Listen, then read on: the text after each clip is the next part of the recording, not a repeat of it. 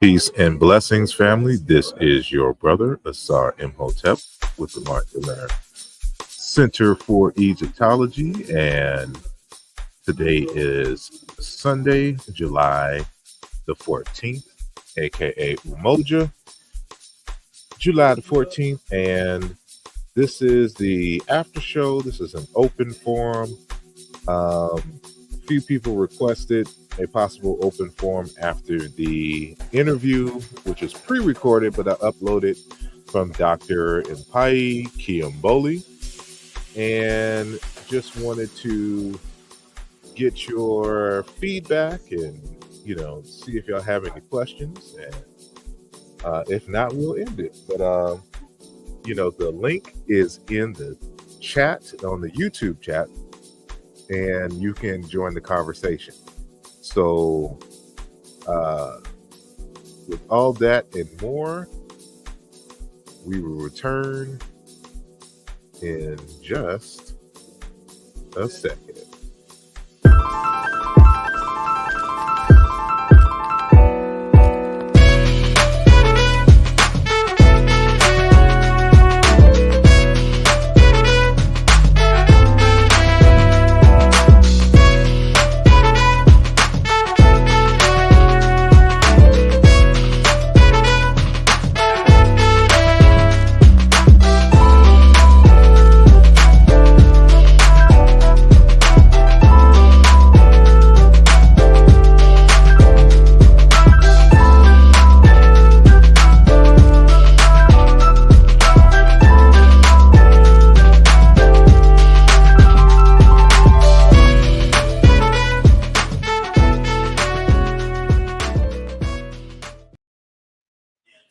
And we are back. And, excuse the noise in the background. I just happen to be sitting at a cafe when the premiere of Dr. Kemboli, Mpay Kemboli, this is who we had on the show previously. So those of you who joined the Patreon and are a part of our Patreon page, you already had access to this interview. So the general public is being introduced to the professor now. And so not too many people are aware of him and has his book. And, so I wanted to, have a conversation, and I've been trying to get him on for a number of years now, but I could not find his contact number because I think he had switched institutions. And so when Dr. Davies had him or he was on the panel with Dr. Vanessa Davies on the on one of the panels at the Sheikh Anta Diop Centennial Conference, and I saw him there. I hurried up to my email and sent Dr. Davies an email to see if she could get his contact information, and she did, and the rest is history. So just wanted to have this kind of after party. More than likely won't be too long, but if y'all had any questions, I know y'all weren't able to do any live questioning, but if you had any questions that pertaining to that interview specifically, that you would be able to answer here. If not, I can send specific questions that I'm unable to answer on his behalf to him via email. But let me see, I just want to shout out those of you who have made yourselves known. So and I will get back to this question a little later, but peace and blessings to he's just going by 100. He or she is just going by 100. So peace and blessings 100, peace and blessings to Jehuti Ma'at, and peace and blessings to Sister Mika 1 on the ones and twos. And we got Vyasa Nicolo Gula in the building. Peace and blessings to you. We got our good brother Emmanuel Adama across the ocean, and peace and blessings to you as well. And so again, this is the after party, and it wasn't much advertising, so not sure how many we'll be catching alive, but we'll make it do what it do here as well. And Sister Gigi is in the building. Peace and blessings to you, our West Coast champion, in the building. And Jehuti Ma'at states that I wanted to ask him to explain the similarities in the river culture he grew up in with ancient Egypt.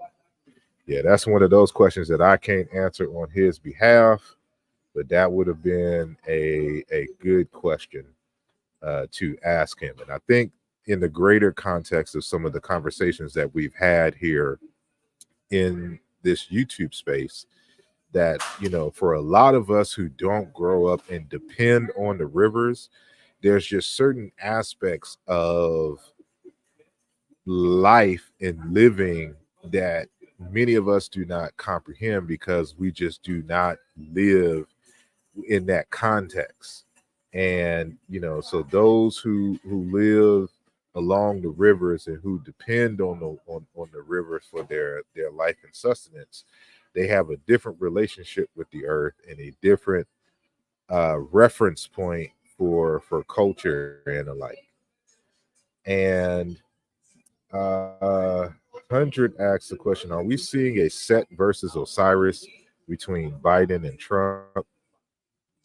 In this case, I don't think we are, because one, they're not brothers. They may share a distant cultural kinship or ancestral kinship, but nothing along the lines of brothers. And usually when we look at the Set and Osiris myth, and for example, the Adam and not Adam, but the what is his name? Cain and Abel story. They're really kind of metaphors for different types of economic approaches to living in terms of farming versus nomadic pastoralism. And so in this case, I don't see it in that same light in terms of agriculture versus, uh, the Republican and Democratic parties are just, they're just really two sides of the same coin, in my opinion. So this definitely is not within that same context, in my opinion. But nonetheless, I'm still skeptical of this whole need for assassin. Like what does Trump need to be assassinated for? Like what's the point? Like that'd have been a waste of an assassination on Trump's part. But that's neither here nor there. So let me get that off the screen. And again, for those who want to join the conversation, the link is pinned in the top of the chat. So if y'all want to join the live, or you can continue to ask the question, continue to ask a question or a series of questions in the chat as well. But you know,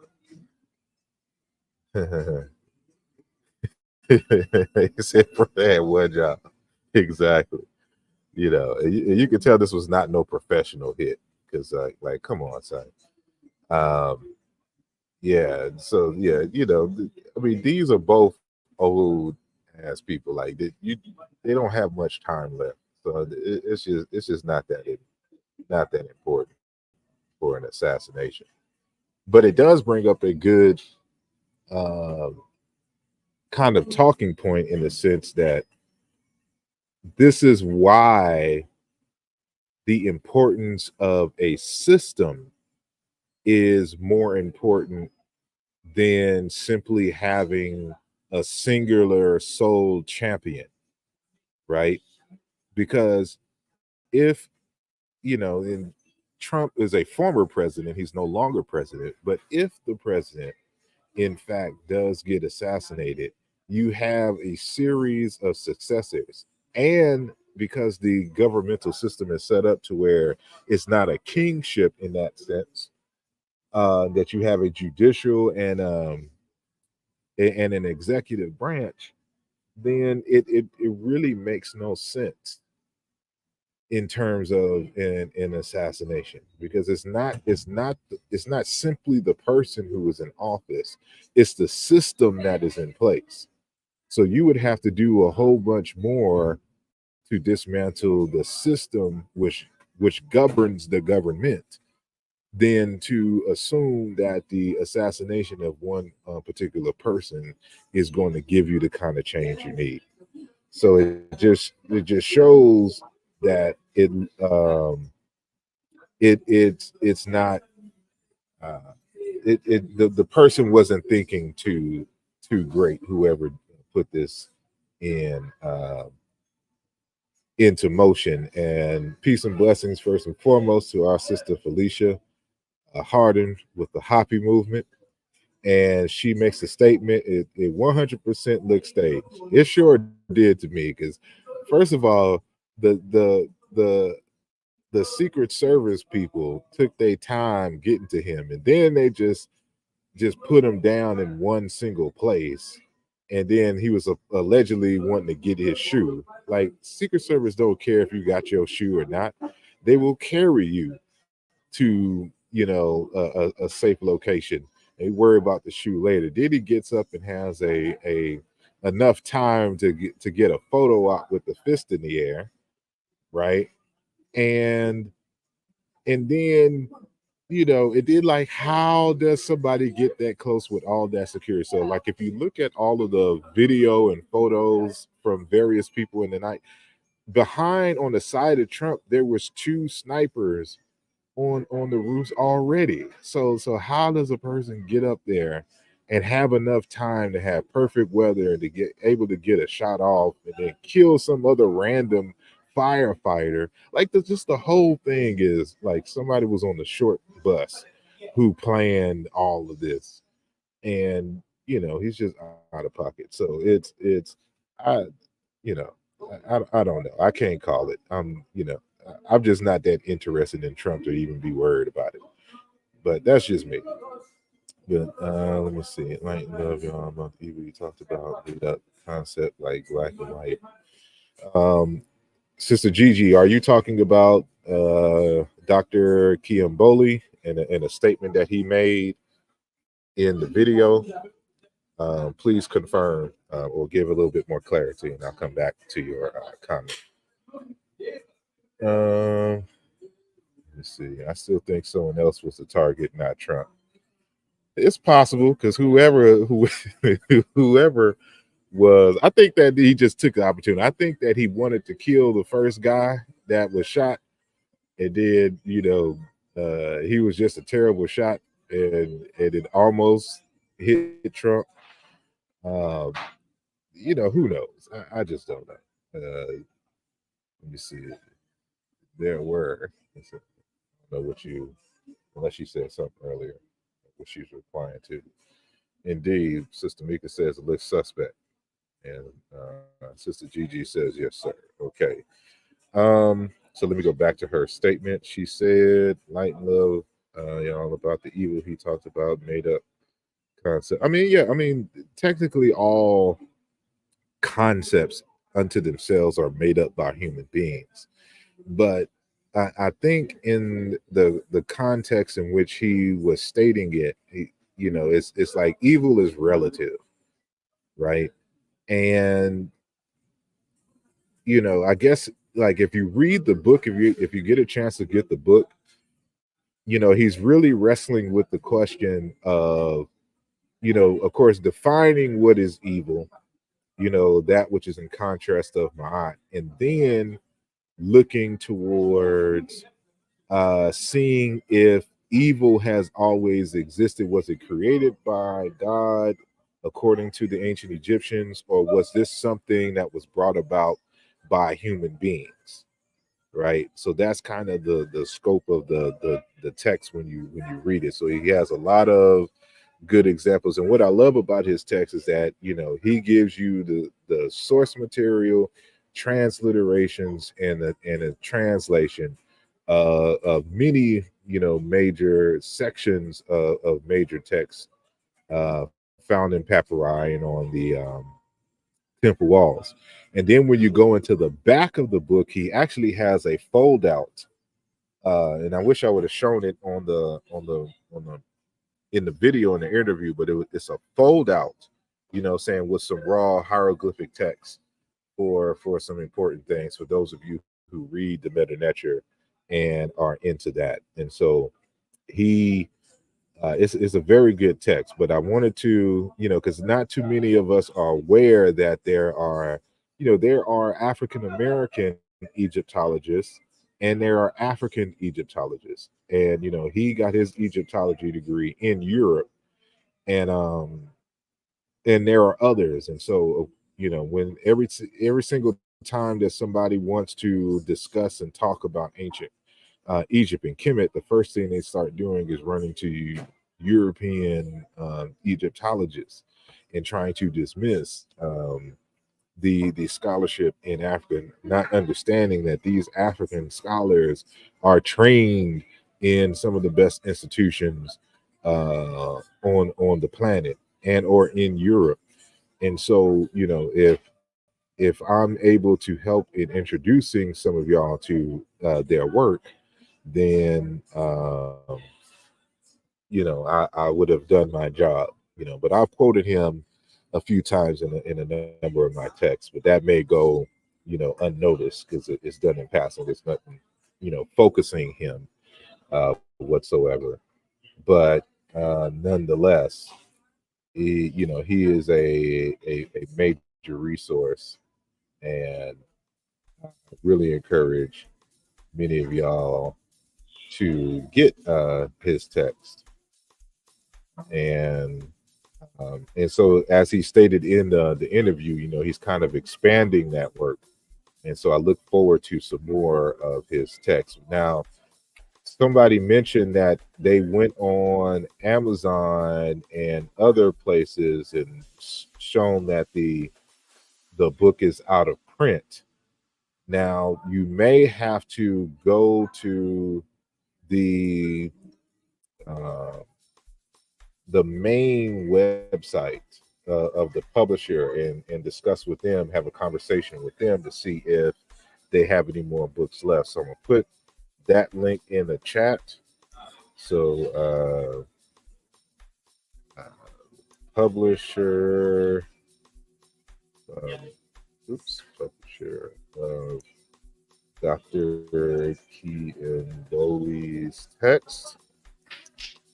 And bam, that should be in the chat for a number of you all.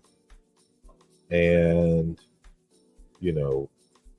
I highly recommend that y'all try that if you haven't. So I've had the book for a number of years. So their first run, they probably run out of text. But they may still have some. So that's why if you can't find it on Amazon or something like that, always try the publisher themselves and see if they're still selling it. So Jehuti Ma'at says, can you explain the text you are writing in honor of Dr. Bilolo and what will it touch upon?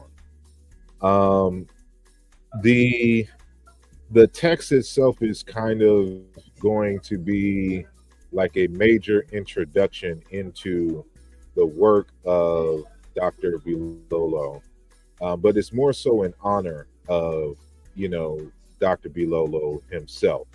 So I already have a number of chapters that I have to translate actually from French, and there's going to be, I'm still trying to decide which works or which chapters from some of his works that I'm going to translate into English to include in the book.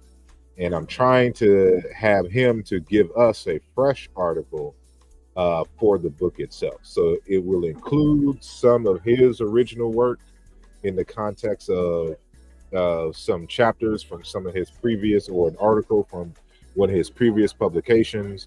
There are other colleagues of his out of the Democratic Republic of Congo, all professors in philosophy and theology who have contributed to discuss themes that, you know, Bilolo has touched upon. So it may not even necessarily be in the same lane in terms of Egyptology or linguistics, but it's going to touch on themes that, you know, is familiar in terms of African philosophy and theology and the like. And then I will contribute one or two articles uh, as well as the introduction, so people can get some insight into, you know, who he is, and we just kind of expand the discussion on some of the work. So he's, for me, he's kind of one of those foundational, you know, African scholars. One who has done a lot of experimentation. Much of what he has done has hit, and others is a miss. Um, but it is that experimentation that has inspired me to go in certain directions and to conduct certain research, and just with a little bit more uh, rigor along the lines in terms of language and linguistics. But nonetheless, you know, like he is the reason why I use the Chiluba Bantu language. Chiluba is his native language. He was born speaking that language. I don't fluently speak Chiluba, but because of him, and then going back behind him and doing my own research using the Chiluba language in comparison with ancient Egyptian, I was able to utilize that language, and it was able to reveal a lot concerning the ancient Egyptian language, possible pronunciations, and breakdown of certain words and grammatical features in the language. So I'm forever in debt um, to him for that, and so it's you know, so this is my honor to him for taking me under his wing, for giving me some lessons, even giving me text, you know, um, back in the day, and being a good stepping stone to furthering, you know, my discussions and regarding the relationship between Bantu and ancient Egyptian. And so I wouldn't say he's the first, but he may be the first. Again, I can't say that he's the first, but he may be the first to make the argument that ancient Egyptian is a Bantu language. And it's interesting because there's a number of scholars who have made that argument in one way or another. And the latest is actually Jean-Claude Mboli himself. So, you know, him not quoting Bilolo, um, or dealing with, you know, what Bilolo deals with, you know, after an analysis of the language, he came to the same conclusion.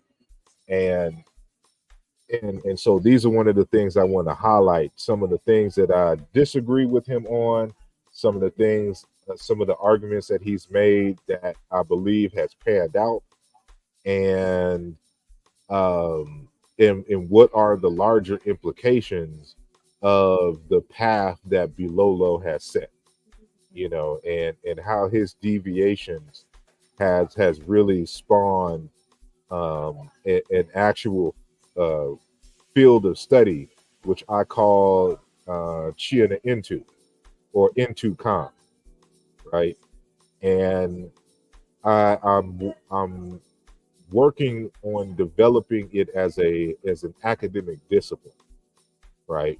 So which is forcing me to go back to school and work towards the PhD, so I can, you know, have those credentials for developing the discipline of Intukan, which is now River Studies.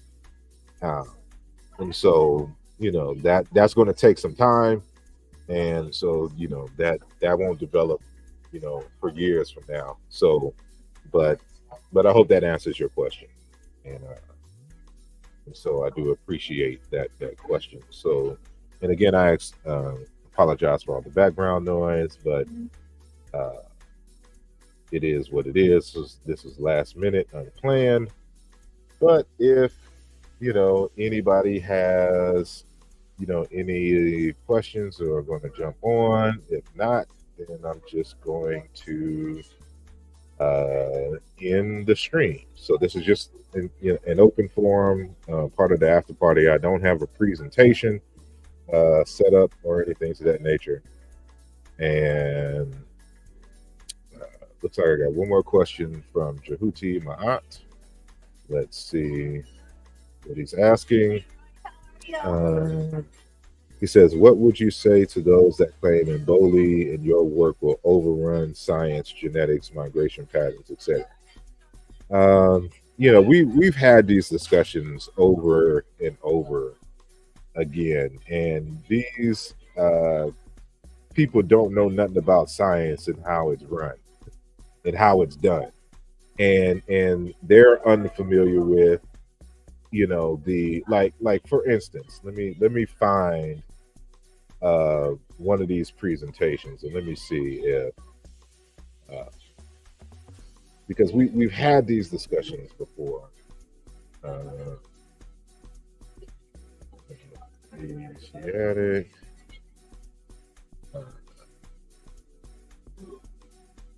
right? So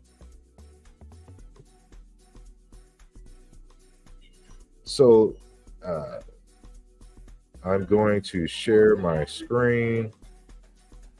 Just going to tear the entire screen. And we'll just make that cool. Right, so I'm going to have to skim through this. Let me see. Because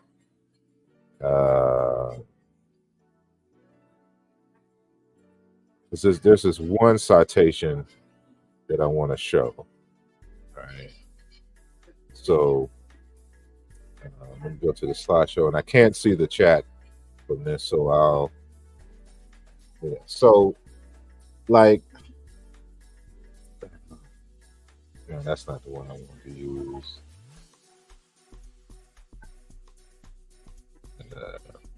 See, like people don't understand. Like when we're talking about Greenberg's and his methods, like people think that it is only myself and Jean-Claude Kemboli or Theophilo Benga who is making these critiques against the methods from the Greenberg school, and that's just not the case, right? So, like here's a linguist and author, Jean-Léonce Denis, who wrote a text, Histoire de la linguistique africaine, and he writes in the text, he says, when we read the most striking works of the great Africanists, and Africanists are people basically out of the Greenberg school. That's just another name for them. They're called Africanists. From the beginning of the 20th century, we are struck by a really massive fact. It's that they almost never explain their theoretical support. They probably do not do applied linguistics in the sense that we hear this word today, but they are no more theorists and fundamentalists than one would find at the origin of a new scientific hypothesis. Right. So this was published in 2003. And so what he's saying is that they have many publications and they have, conferences and the like. But when you start reading the publications, their theoretical support is never supported. You can't find it in the text. And for those of us who are familiar with how historical comparative linguistics is done, as soon as you read it, we're like, what is this? I can't use this, right? And so here's another individual by the name of Dr. Lyle Campbell, who wrote the book Historical Linguistics, an Introduction. So this is a book teaching you how to do historical linguistics, right? And let me see. He says a topic of great interest in historical linguistics is that of distant genetic relationships, and both the methods and the hypothesized distant family relationships have been much debated. Postulated remote relationships such as Amerindian, Austratic, and Proto-World have been featured in newspapers, magazines, and television documentaries, and yet these same proposals have been rejected by most mainstream historical linguistics. How is one to know what to believe? How can claims about very remote linguistic relationships be evaluated? This chapter addresses these questions by surveying the various methodological principles and criteria and rules of thumb that are considered important in proposals of distant genetic relationship. The goal is to prepare you to be able to see past the controversies by explaining the methods and their limitations. Armed with these, you should be able to evaluate proposals of remote linguistic affinity for yourself. So this is one of the reasons why I recommend this book, because it's going to teach you how to evaluate linguistic proposals or not. Right. And so this is what we do. This is the Handbook of Comparative Historical and Indo-European Linguistics. What do I have here?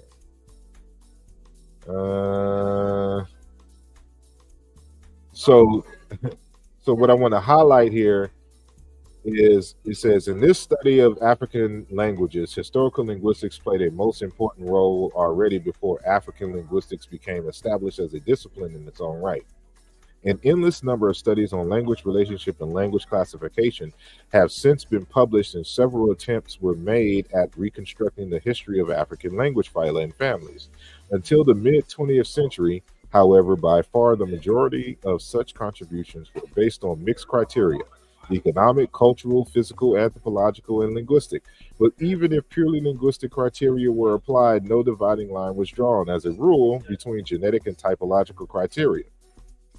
This situation changed with the publication of a series of articles by Joseph Greenberg on African linguistic classification, a revised version of which appeared later on as a monograph entitled The Languages of Africa.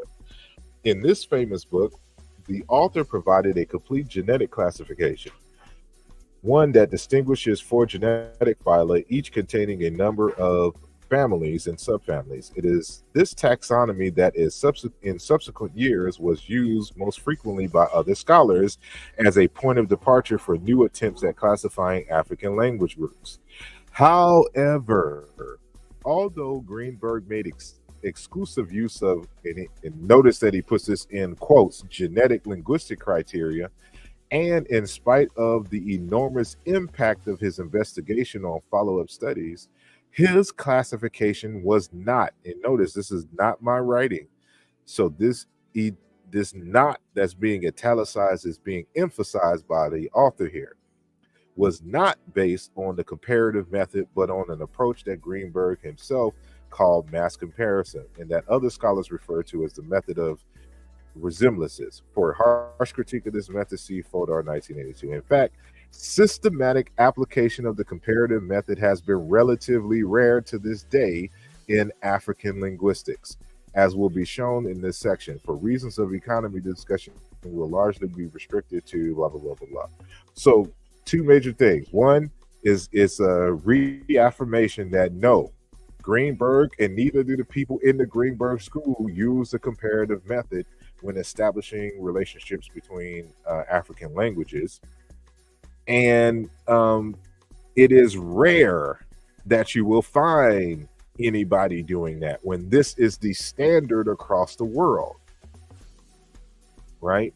And so it is because of that. And so this is Antonio Lepriano, and he wrote this book given this title in German here, talking about the ancient Egyptian verbal system, right? And so the translation of his text is as follows. He says, and this is regarding Afro-Asiatic, for example. In view of the present state of research, a comparative grammar of the Hamido-Semitic languages, therefore Afro-Asiatic, goes beyond what is scientifically attainable. So you should be able to stop right there. So it's talking about the present state of research for Afro-Asiatic goes beyond what is scientifically attainable. So it's not because again, The scientific method in historical comparative linguistics is called the comparative method, the historical comparative method. So, if you're talking about Hamido-Semitic, you can't use the scientific method, for its establishment, which Lupriano is addressing here.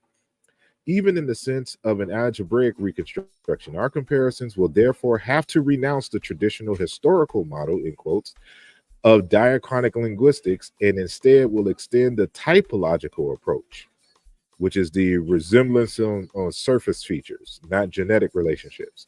Here, the overlappings need not necessarily go back to a posted common Afroasiatic, but will rather represent an Afroasiatic as a realized construct. Thus, Afroasiatic will never be a reconstructible language, but only the reconstructed sum of historically attested points of linguistic juncture independent of their origin, meaning a typological reconstruction, not genetic, and carried out for the sake of a particular investigation. This sum may be interpreted in terms of a genetic relationship, Sprachbond, aerial linguistics, or allogenetic relationship. The results of allogenetic contacts between the Afroasiatic languages will also have to be considered as belonging to the structure of Afroasiatic, just as much as there are results of genetic relationship. Therefore, and that's why I have this bolded in red, Afroasiatic can only be considered an abstract construct of linguistic features and not a unified system of linguistic realities, meaning it doesn't exist. It's just an arbitrary grouping of common features, but not of genetic relationships, right? And I go, and this one here talks about Greenberg's method being equal to astrology, right? And I have a whole list of stuff, and all of this was cited in Aluja Volume 2, right? And so, I'm not going to go through all that. We already have a show dedicated to that, but I just wanted to show that, so that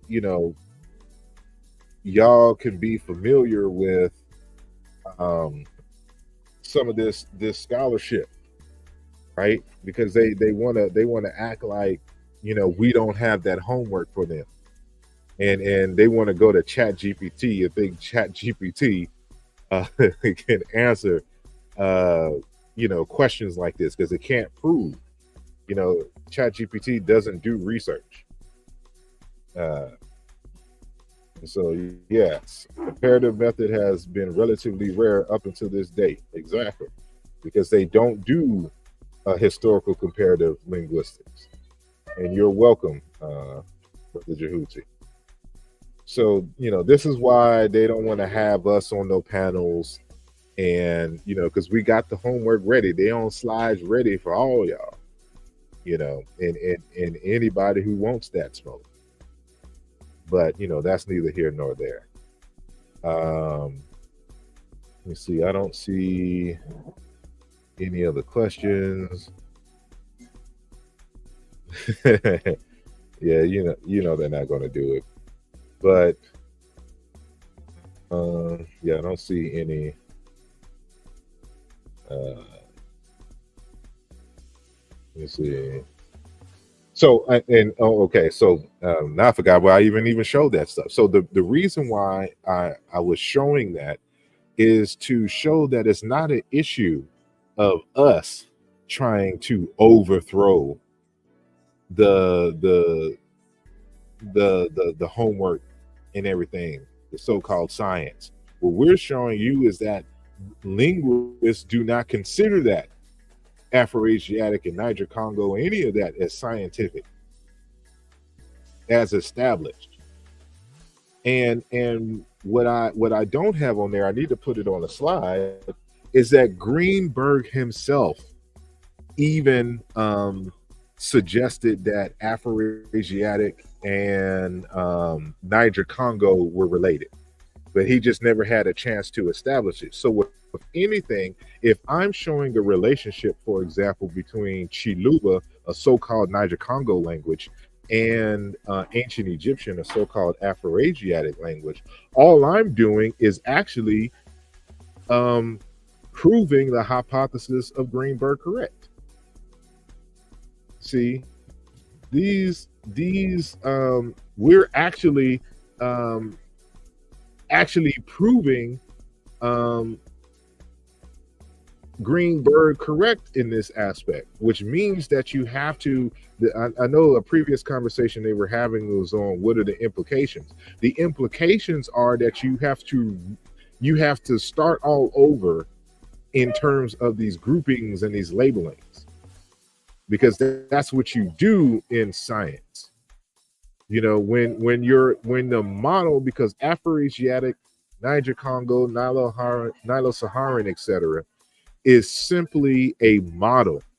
And when you come across a bunch of experiments and data that makes that model irrelevant, you have to develop a new model to go with the evidence. Right? You don't try to fit everything into an old model that is no longer useful in this sense. That's not how science works. So you have to alter or just get rid of how that model is and make and relabel and do it based upon the evidence. And that's what the African school has done. Now, whether you have a problem with the labeling of Negro Egyptian, that's one thing. This is one of the reasons why I changed it to Chiena Intu as a proper label. But it is based upon the establishment, based upon regular sound meaning correspondences of languages that are allegedly not supposed to be related. But they wouldn't know if they're not related or not, because as we cited earlier, the linguists do not do the historical comparative method.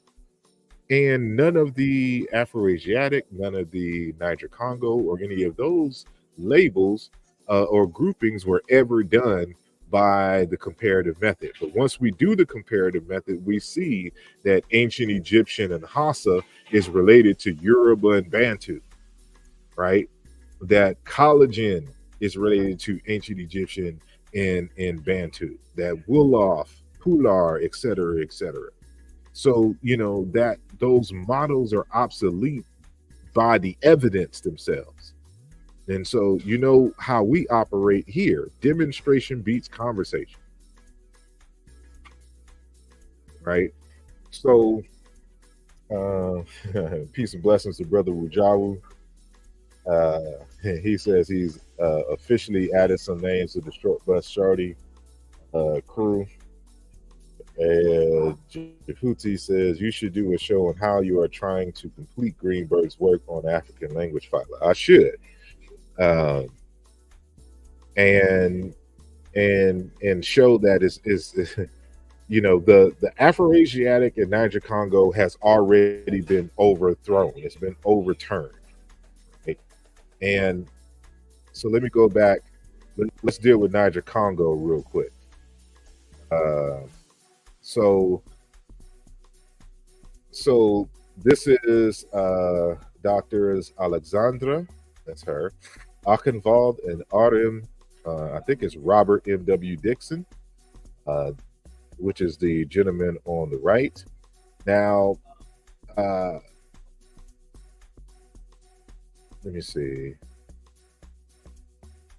Okay, so it's another scholar by the name of Dimmendahl, right? So this work here is an edited text. So these are edited by. So there are other scholars who have contributed to this this Oxford linguistic text, Aerial Diffusion and Genetic Inheritance, right? So the introduction is done by these two here, right? So this, what I'm citing here, is the introduction. So discussing work on African languages, Dixon, 1997, states, after reviewing the available literature, an outsider is forced to conclude that the idea of genetic relationship and the term language family are used in quite different ways by Africanists and by scholars working on languages from other parts of the world. Both Dimmendahl in chapter 13 and Hein and Katuva in chapter 14 present the received opinion that there are in Africa 4 major language families, or genetically defined units, Niger-Congo, Nilo-Saharan, Afro-Asiatic, and Khoisan. In fact, Khoisan is regarded by those scholars who have studied it in most detail as a linguistic area consisting of several distinct genetic families. Afroasiatic does appear to be one genetic unit, although full justification for this has yet to be published in integrated form. There are wide divergences of opinion concerning the status of Nilo-Saharan. And it says for Niger-Congo, all we can say is that there has so far been no principal justification for this as a language family. As Demendal states in his section 3, by the criteria of regular sound correspondences among these languages and of the reconstruction of protoforms, Niger-Congo is not a proven genetic unity.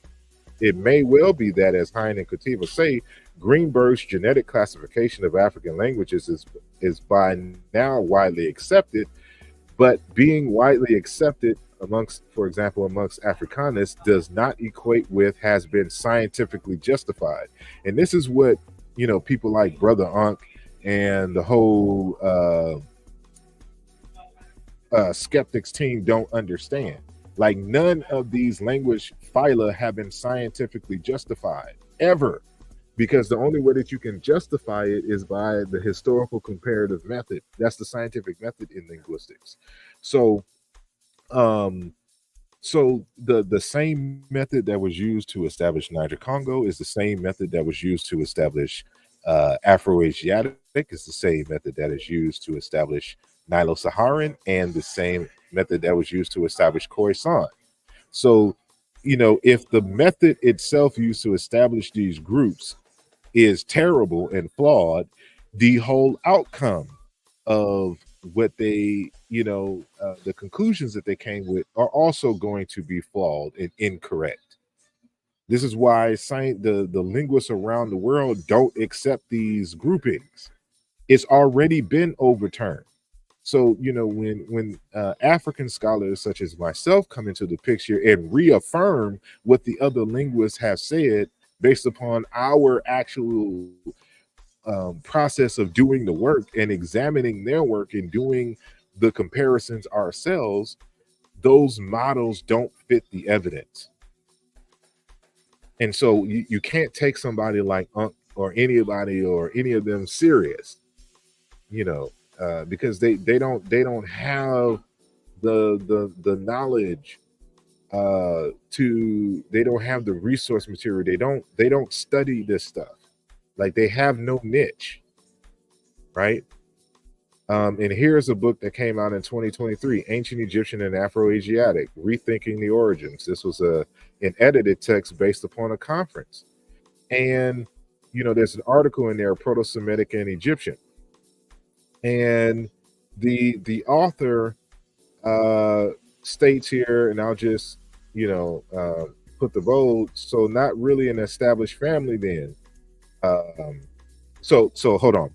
So I want to emphasize this, because this is 2023 that this is published. So this is just a few months ago, right? This was actually published actually it came out maybe around this time in June and July of last year, right?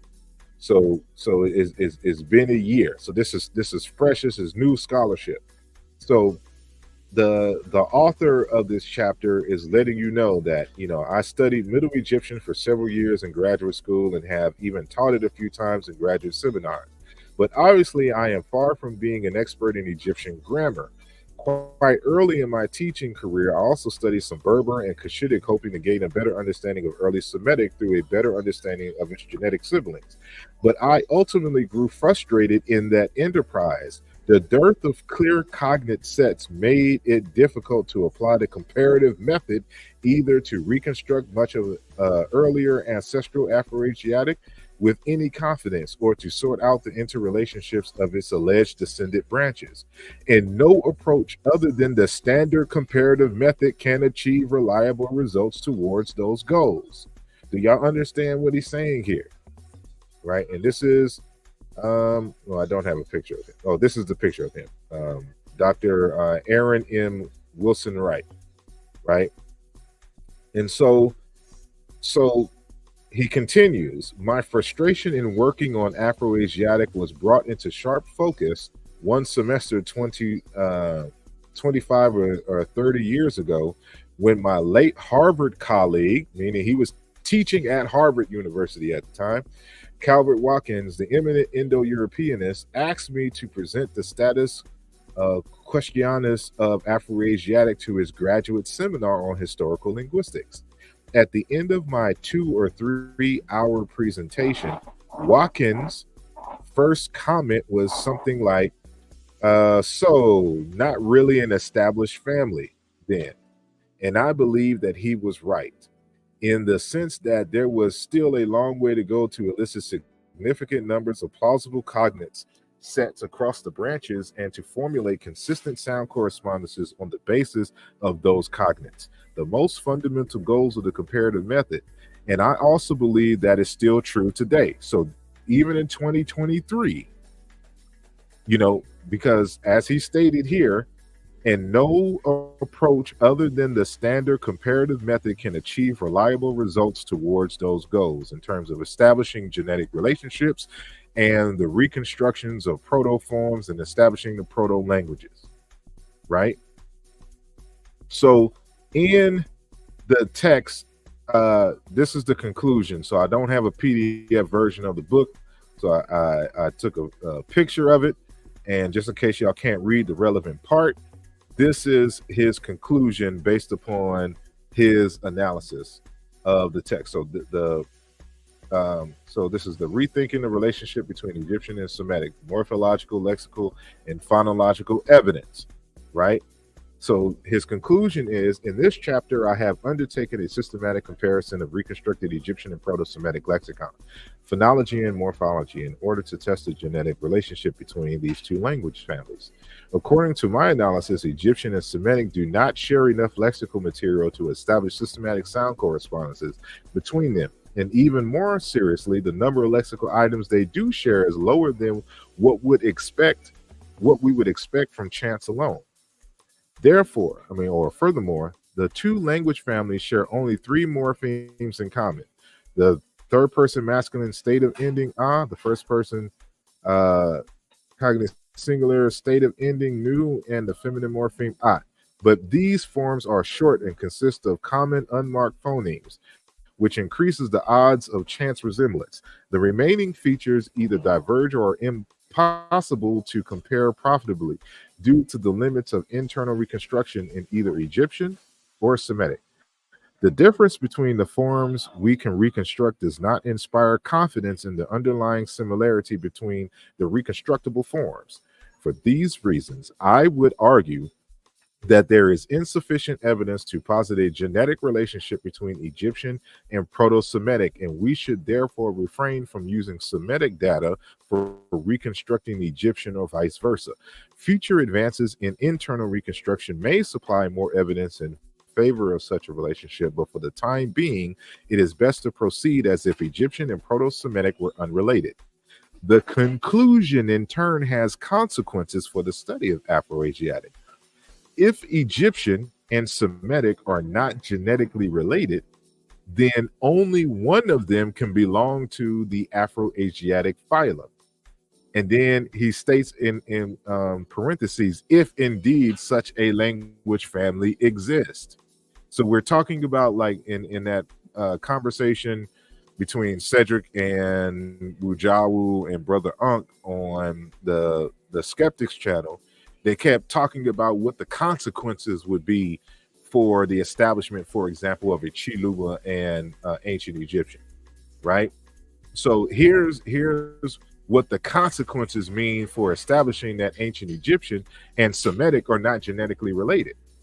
So what he's giving you this in two ways. So the first one is that if these two language groups, the language groups and language families are not related, then only one of them can be an Afroasiatic language. But that's only if Afroasiatic itself exists, which he's already shown his doubt for the existence of Afroasiatic, and the same thing for the Harvard professor of Indo-European linguistics. Because looking at the evidence, he's saying, well, that's not really a family. Right. And we've read earlier where other scholars have established that Afroasiatic is not a genetic family is not used. It doesn't exist, right? And so he's showing you here. So either Egyptian is Afroasiatic or Semitic is Afroasiatic, but they both can't be Afroasiatic because those two language groups are not related, right? So what we're doing has major implications. The whole models, Greenberg's models, have to. Well, they've already been dismantled.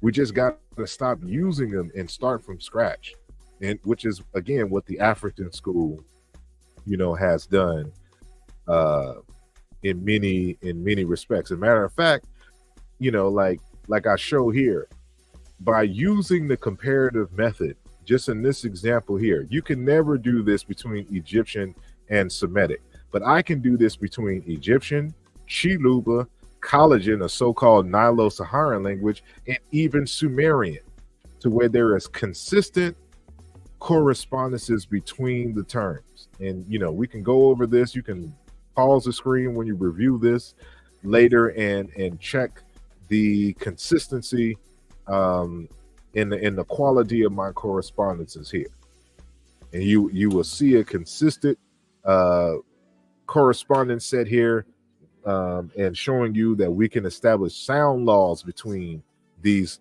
four language groups. So allegedly, Sumerian is an isolate; it ain't related to nobody, and Collagen is a belongs to a totally different language family than Chiluba. And all of these belong to different language families, but I'm showing you here, just even with these examples, and I can multiply these by hundreds, consistent correspondences between these four languages. This would be impossible if the Africanists have their way. But again, the Africanists wouldn't know because they've never applied the comparative method to the languages to establish Niger-Congo or Afroasiatic or Nilo-Saharan, etc. So this is why it's not an issue of overturning. It's first establishing, because the Afroasiatic, the Niger-Congo, etc., these were not properly established in the first place. So they are already faulty. They've already imploded on themselves. So what we're doing is establishing the proper relationships and a label for the language families. There's a difference. So again, I will stop that and see anybody saying here. Says skeptics, those who skip reading books on topics before trying to argue. Exactly. And I heard the question that you asked him, Cedric, has he read any introductory book on historical comparative linguistics? And he said no, but he's sitting here trying to argue with you about what's the consensus and what's what. Like nobody, like, dude, you have to read, right? You see, bro would be coming up with the perfect wordplay. Exactly. They don't study. So out, leaving no wiggle room. Of course, I'm leaving no wiggle room. It's that's you can't. It's the art of war. You're supposed to totally demolish your enemy. That's what Kendrick Lamar was studying when he drank. That's why he milking that we not like us, because he wants to make sure that Drake cannot recover. And that's how we have to be when it comes to scholarship. We don't want any of them to recover ever. You leave no wiggle room. They can't escape. You totally dismantle any and all arguments, right? And I see that we have somebody who has come on. Let me add them to the stage now. And so we have King J. Peace and blessings. Peace. Nothing much. Welcome to the Mbongi. And and yes, you have any questions or comments? No questions. Just was enjoying the presentation. And we're just trying to just in general, just gain some more information and knowledge. Indeed, indeed. Well, I appreciate you coming on and for viewing. Quick question: were you able to catch the previous show for which this is the after party, the interview with Dr. Mpay Kemboli? I was not able to catch that, but I saw you was online, so I was excited to jump on. I was able to catch the last maybe 5-10 minutes of what you were just talking about in regards to cross comparing linguistics and things. Indeed, indeed. Well, I encourage you to go back and when you have time. I think it's like an hour and 15 minutes or something like that. Okay. The interview with Dr. Kemboli. He's an African Egyptologist, and just trying to introduce to the larger public some of these African scholars who are doing major and important work, and definitely, so we can increase our libraries in very significant ways. So can I ask a question? Can I ask a question in regards to something to the little niche where my recent studies have been leading me to, and maybe just see where I'm at with it? Go ahead. Okay. So basically, what I've been studying here lately is actually was due to Brother Reggie, and it was the Black Bull, the Kim Ware. So just to get straight to it, my studies have took me straight to Kenti Keti, right? So Kenti Keti is Kenti Keti the son of Kim Ware, depicted as the Black Bull, with the mother as the cow goddess of Kent. That is where I'm at with it. Most times when we see this depiction of Kim Ware with the bull as a determinative, it is not correct that is showing representing the god Kim Ware and not the people of the divine herd, as the brother Reggie tries to say. I'm not. I haven't been convinced of any of Reggie's presentations regarding the bulls being synonymous in the eyes of the people as being cattle and the like, to the extent that the color of the cattle themselves is supposed to be representative of the people. More specifically for him, the black cattle. Because of course you have white cattle, you have spotted cattle, you have brownish, reddish cattle, but he's not claiming those colors. He's only claiming the black, the divine black herd. Like there's just an all black herd of cattle. And so, I look at the methodology first. And if the methods is flawed, is going to give you flawed results. It's trash in, trash out. And so, in terms of the Kenti, if I'm not mistaken, they're like really kind of synonymous, really the same person. So I don't know if they're the son of. I have to look into that because again, that's not my in terms of that particular deity. That's not my strong point. And I've been studying it. Welcome. You've been studying it. Chat. Yeah, and it's crazy because when we do study that god Kim Ware, he's known as the Lord of Athribis, and when he is shown depicted in the glyphs, he is shown as the black bull, the great bull, the great bull, and I see. So I went through the listings of it. So the scarab of Imhotep, the obelisk of Ramses, the black granite obelisk, the temple of Madanet. He's on so many. It's so many places where he's the Neb Kakim, right? Would Neb Kakim be Lord of Athribis? Neb Kakim. Neb Kakim. Neb. So that would be Neb Black. Neb Great Black. I don't know. Like, I would have to see the text. Mm-hmm. Mm-hmm. You know, But it's depicted as Ned Kakim, and so that's depicted as Lord of Athrebis, and it's showing the Kakim as the black boy as Kim Ware.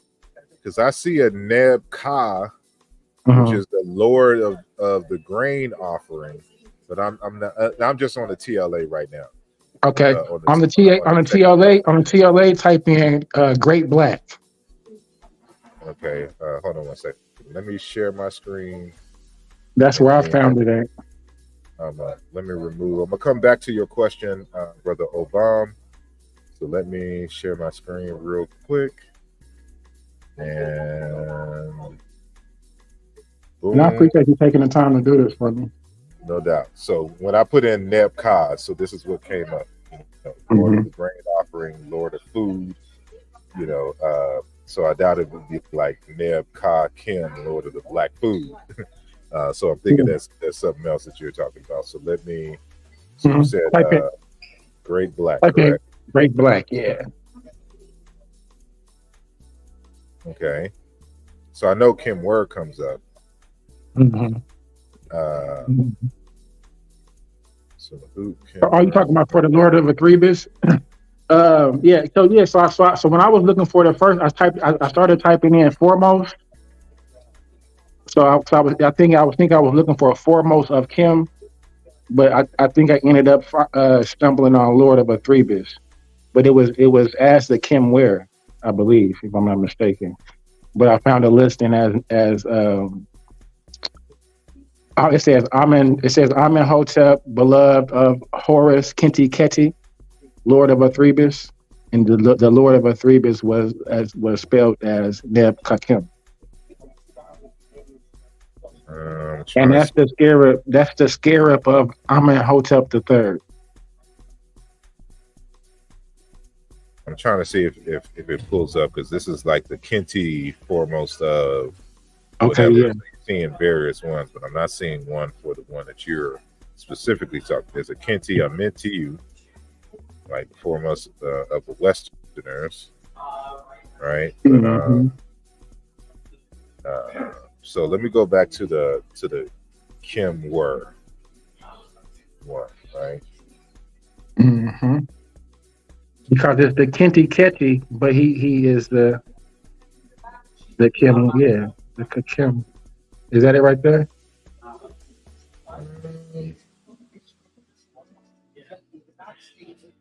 So we'll just go into.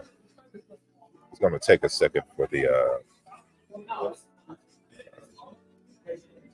So I see a Ha Kim Word. Yeah. That's not Ka Kim Word. That's a. Scroll down. It's on there. This is where I was at, I believe. Hold on. Okay, now I'm just making sure it's translated, because it's still in the German, what it was. Mm-hmm. So let me. There we go. Kim Word.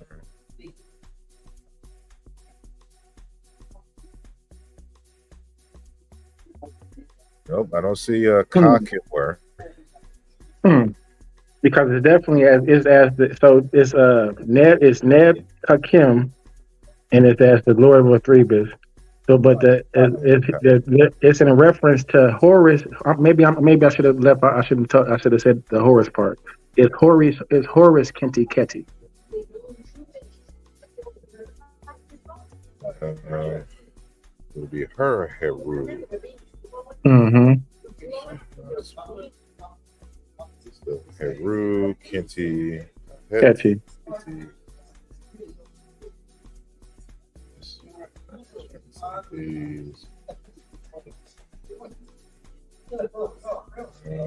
Let me try this one. And it's reference. Yeah. Okay. There we go.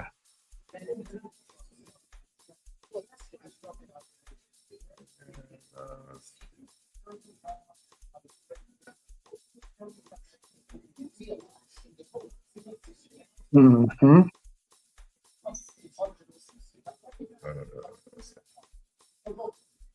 Let me see if I can stay on.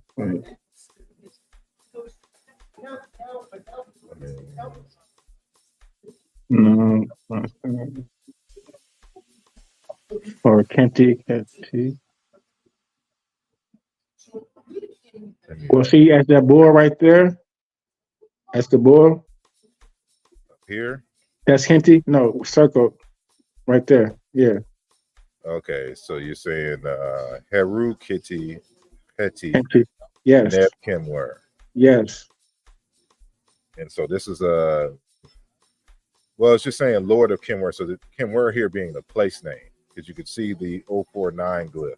So does that you know that this is a location? That is, of course, the black bull is key in the worship in this center. But what they're saying here, I thought that what they were saying there was that God Horus Kenti Keti in that form is Kim where? No, because this is a place. So let's read it. So thereupon His Majesty went to the temple of Horus, Chinte Tide, it's a German. So but we'll just say Heru Kinti Heti to sacrifice longhorn cattle, shorthorn cattle, and poultry to his father Horus Kinti Heti, the Lord of War. So he's just they're saying two different phrases here. So that the second one is a dependent clause because it's dependent upon what is before. So they're describing, they're giving the name Heru Horus Kinti Heti, and he's the Lord Neb of Kimwer. Kimwer is a location, it's a place. So it's not talking about he's the deity, like he's synonymous with Kimwer, the deity, or Osiris. For sure. He's that's the location, like that's his prominent location, Lord of this particular area. Yeah. But on my notes, it says that this is written. The one I was talking about is written on the scarab of Amenhotep III, where it's going to be written as the Neb Kakim. But we're on the right page. Well, this is 25th, 26th dynasty. That's the North Kingdom.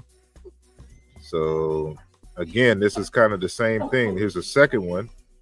Yeah. But it says, likewise, all enemies of Heru Kiti Heti, Lord of Kimwer, Thribis. So you can see, you see the determinative here, the 049 glyph. This lets you know that this is a location. And so Kimwer is a location.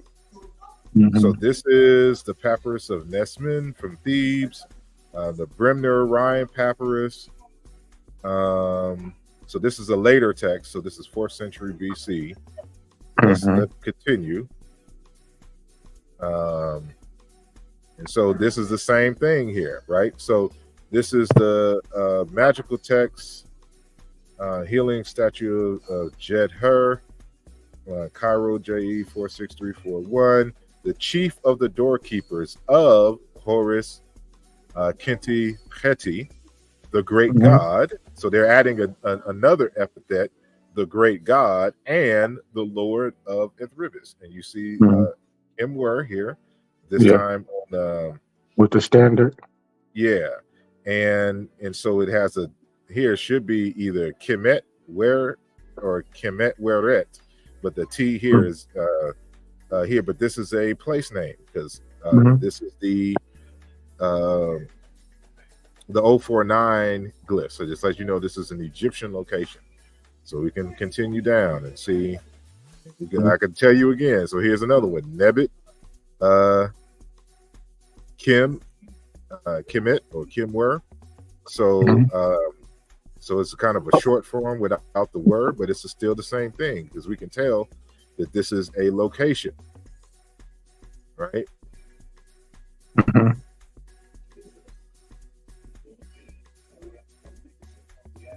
And I don't know why they don't put the T's here. because that's Mm-hmm. clearly in the glyphs if you got the T's. Anyway, uh, so this is late period. Trying to see, and this is the Roman period here. So Yeah, gotta use Pharaoh, them. 50. Yeah, Hmm. all of these they're not talking. They're talking about a location. It's part of the epithet. You know, like when you're mentioning his name, it's almost like not equivalent, but just to give you some context. So you know, every single time they say Muhammad, the Muslims when they say Muhammad, and they always say peace be upon him. Hmm. Right? It's just something that they say every single time that they say A title, the correct? yeah, you know. One of his titles. But that's what I'm saying. So when I'm studying Kinti Keti, right? So they're saying that Kinti Keti, in some of his earlier depictions, they do have him as a crocodile, right? But as the crocodile, he is known as the another form as the great bull, as the black bull, as the Kenwer. And I have uh, like I have you so gotta I have you gotta write down the you gotta write Scarab of down Scarab of Amenhotep the third, um, the obelisk of Ramses the second at Athribis, the temple of Madanet Hapu is listed on the papyrus, the Harris papyrus, I-59, second I understand, hypostyle but hall of. this is what you need to do.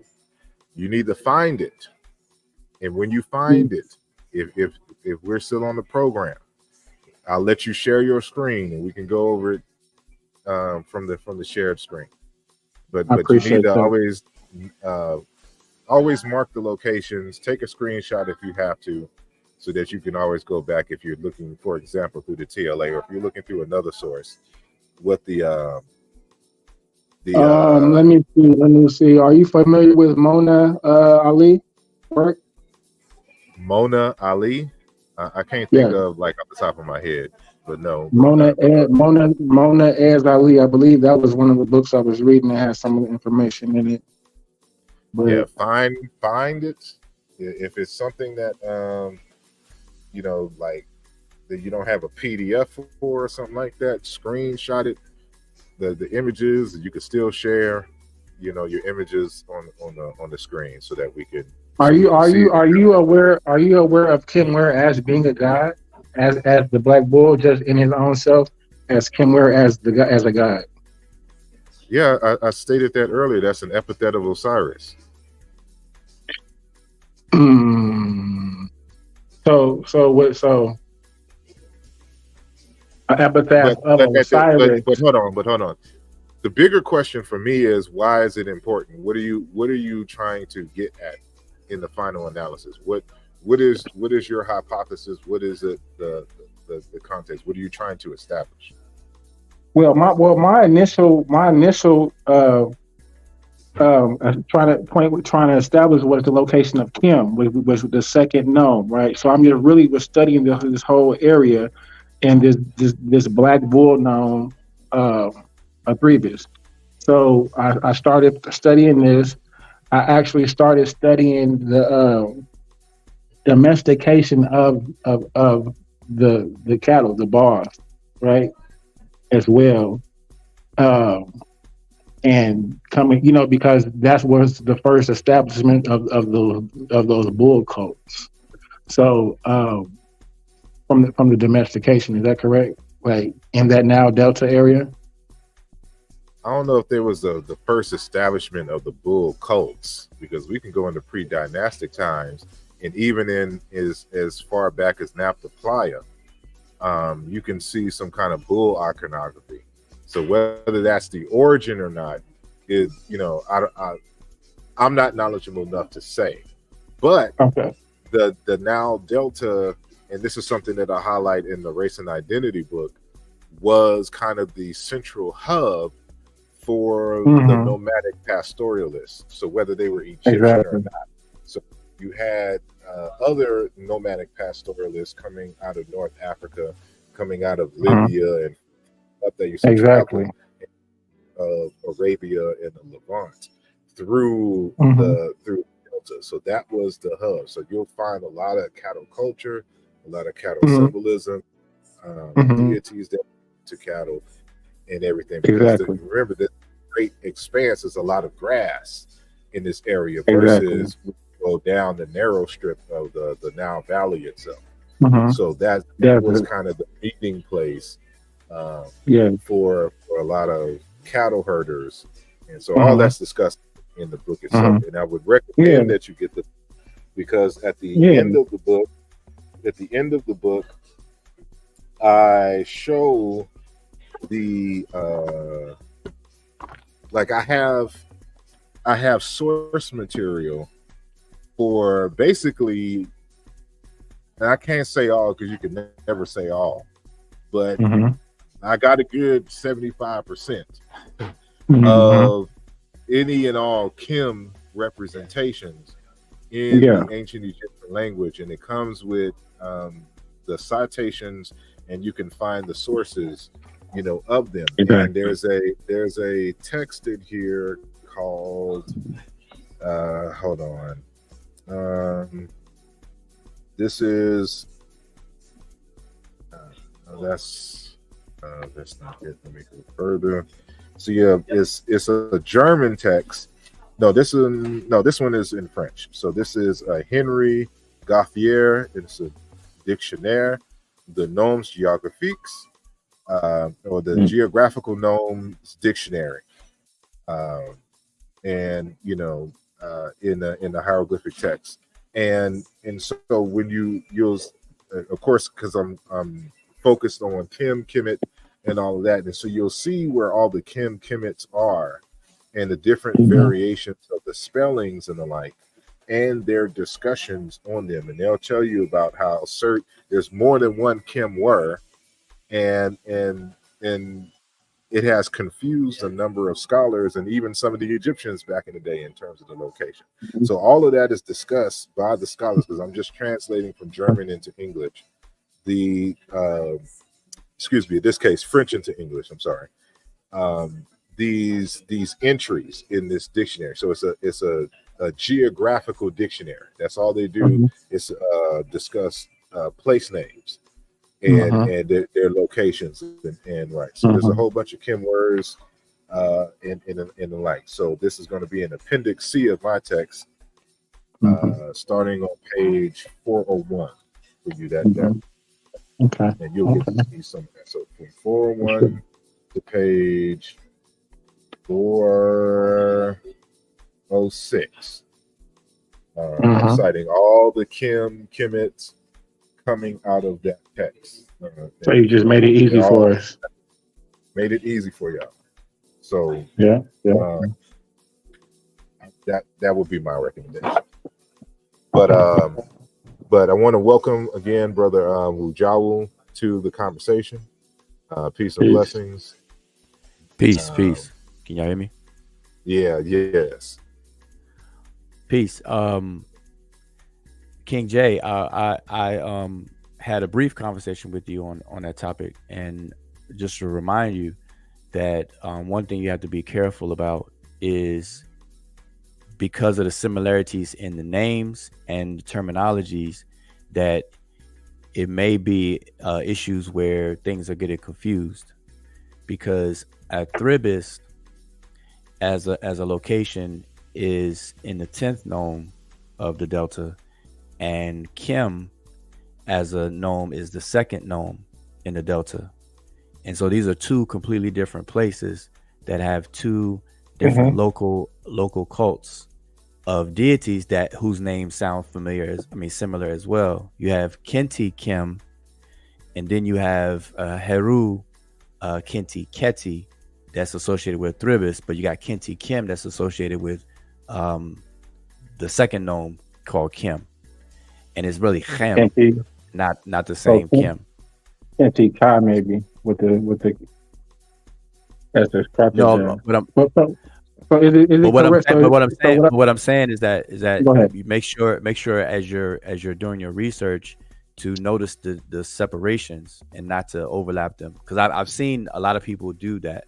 So this is my understanding. Correct me so I can be on the right path. So when I'm saying a Thribis, I'm referring to it as Ka, heavy head, house of the land which resides the heart. And when I'm referring to Kakim as the known, right? And that heavy head as the capital of the known.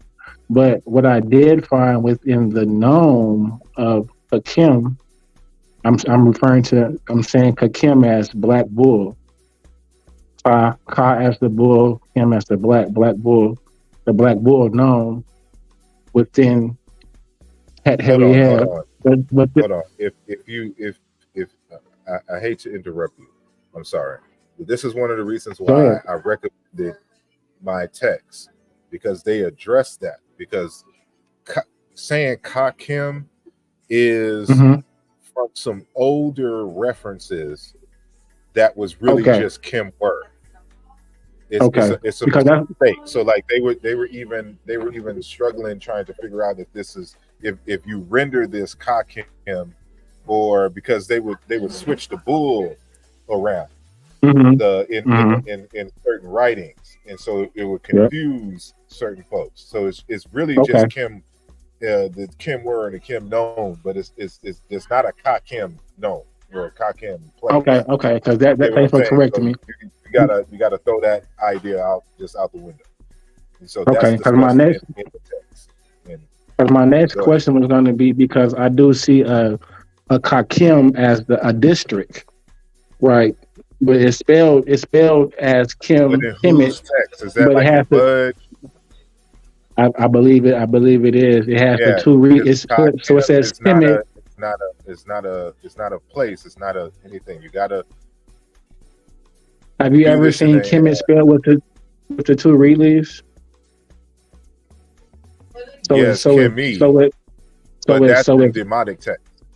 That's demonic. Okay. But I'm reading it. But I'm saying, just go back to what I was saying, that you have two different places in the Delta that are distanced from each other. One is Kimware, which is the Sapat, so people call it a known, right? And the capital of that location, it was a temple complex, Hut-Heri Ib, and then you have a deity, a cult center there. And Heru Kenti Keti is the main deity there, and its association with the protective aspects and the king aspects merged together. Because really, the deity is really Kenti Keti. Then they merged Heru with it, and it became Heru Kenti Keti. But do you know why I want to say? But do you want to know why I want to say that for a different reason though? And it's because of the falcon, right? And the falcon's ability to be able to see at night, right? And that's really why the Horus at the Threbus, the Horus took on the Kenti Keti attributes because of that, the ability to be able to see at nighttime. Because Kenti, what does Kenti means? In front, Kenti Kim means darkness, right? So Kenti Kim would means to see in darkness. So the falcon, Kenti of Kim, the foremost of that location. But you got to understand that it's about Wasir or Osiris, and Heru is known as Osiris's avenger, and the protective aspect of Kenti Keti was to protect the deceased in the underworld.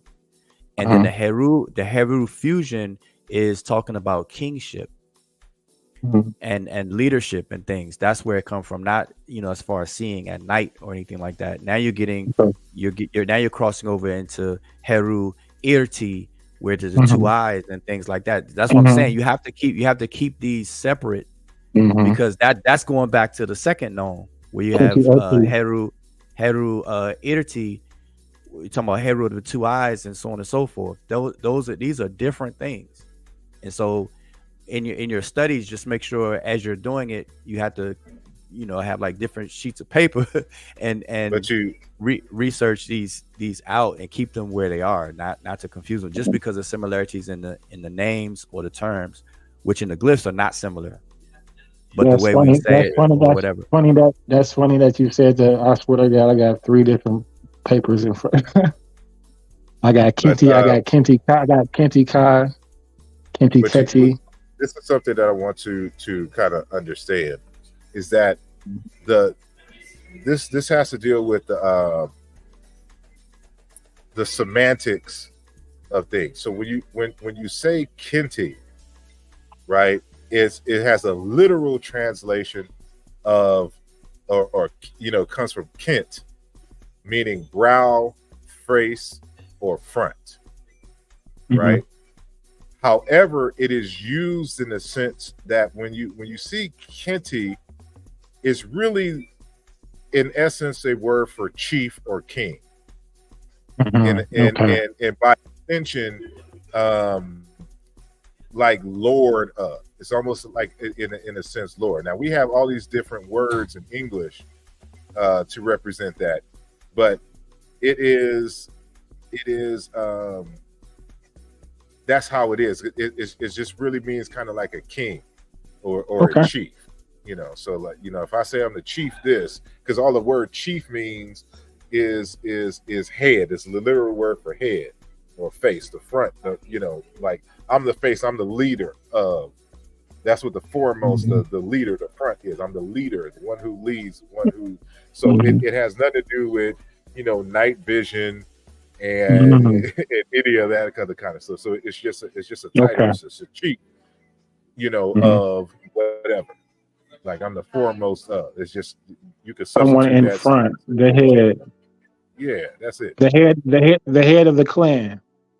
Yeah, so he's the chief of the gnome Athribis gnome, right? That's all it means, or chief of this, or lord of this, and But we have these different words. They got many different words that kind of mean the same thing, or at least refer to the same function, but they're a little different. So you would say sometimes Neb meaning lord, but Kente meaning chief. In this sense, or foremost, what they all kind of represent is just who the owner is, the leader, the person who's in charge, the person who has command. That's what that is. And just you just gotta just be mindful of the differences, because I've had conversations about it when we first published the essay book in 2019, when people started, when people first became aware of Athribis, because nobody was talking about Athribis prior to that, really. And so these conversations came up a lot, with Kim Ware, Athribis, what does it really mean, and things like that. So and that's the same thing that I suggest back then, is that just be mindful of the similarities in these names and don't confuse the different gnomes. Stuff like that. So because even if you look at I'll be right back. Oh, okay. Oh, but sorry, can you share my I'm gonna share this. I don't know if you have to allow it. Yeah, just share it and I'll put it up. Okay. It's just the wiki article on the gnomes, just to have some visual, because I just popped on. I didn't have anything prepared. So yeah, I don't know if you could see that good. I can see it. But so this is I'm using this because everybody can access this. This is the wiki, right? So here are the gnomes of Lower Egypt, and so the second gnome of Lower Egypt. I think that's upper right there. No, this is Lower Egypt. See, it says lower right here. Lower. Okay. Okay, and their page. So this is the second gnome of Lower Egypt, is the gnome of the Kapesh, which is a piece cow size, right? And it's also called Letopolis, and so on and so forth. But the capital is called Kim, and Kim is spelled completely different than the Kim that a lot of people are thinking about when we say Kim, in the word Kemet and so on and so forth. It's a totally different word. Well, two things. The original standard is the I-16. Is the crocodile is that is that. So now we're really talking about Kenti Ka now as the crocodile deity. Huh? Well, you're saying the original Yeah, standard for that's not the unknown. that's the cow's spot, whatever. Yeah, there's a standard for Kim, and that's a different. It's an older standard than that. Yeah, No, I'm that's saying this. What I'm saying is that the capital. We're not talking about the sapat. So notice this. So remember, the sapat is almost the equivalent of like the good analogy is like a state in the United States. So I'm in Georgia. So a sapat will be a state. Well, they translate it as district. They translate it as district, but I'm saying in it to have a better understanding, if you look at sapats as states, like how United States has 50 states, we'll just look at ancient Egypt as having 42 states, but they're called sapat in the language. And so every state in the United States has a capital. So Atlanta is the capital of Georgia. So the capital of the Capiche nome or the second nome is Kim over here. So the capital of it. So it's within the nome. And so I just want to make that clear. And I'm saying this Kim as its capital is not the same as Kim with the I6 or anything like that.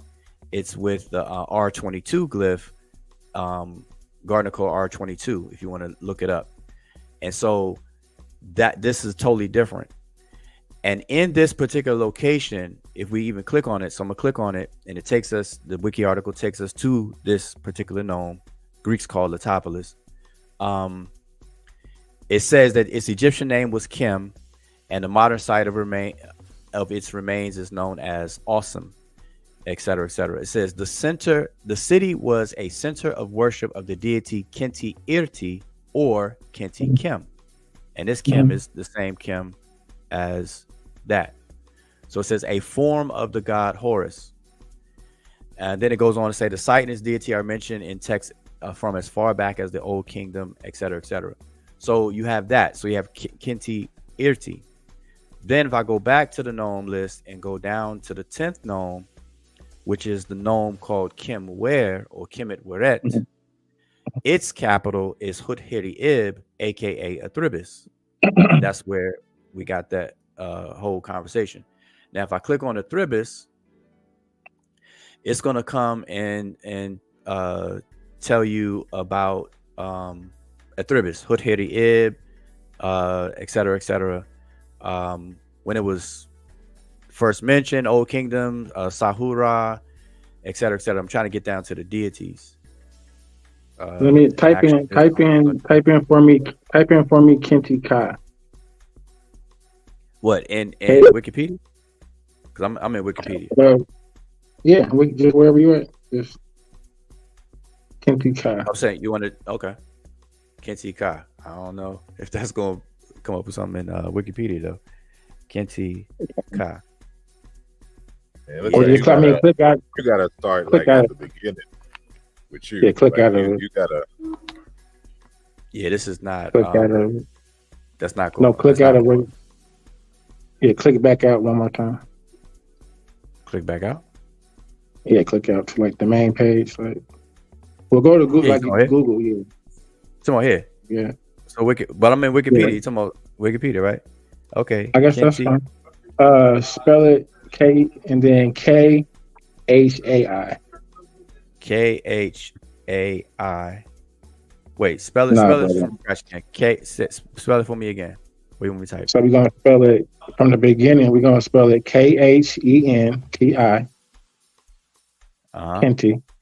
And then we're gonna spell it KHAI.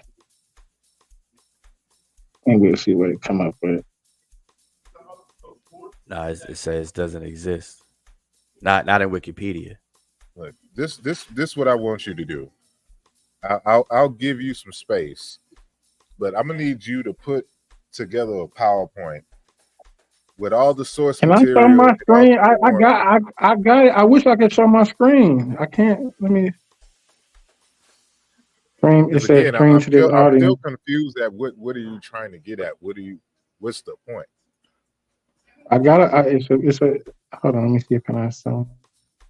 I gotta log in. But the overall point is a lot actually. So when we look right next to this second gnome of Kim, right, we see the Merimde culture, right? We see the Merimde culture with traders, right?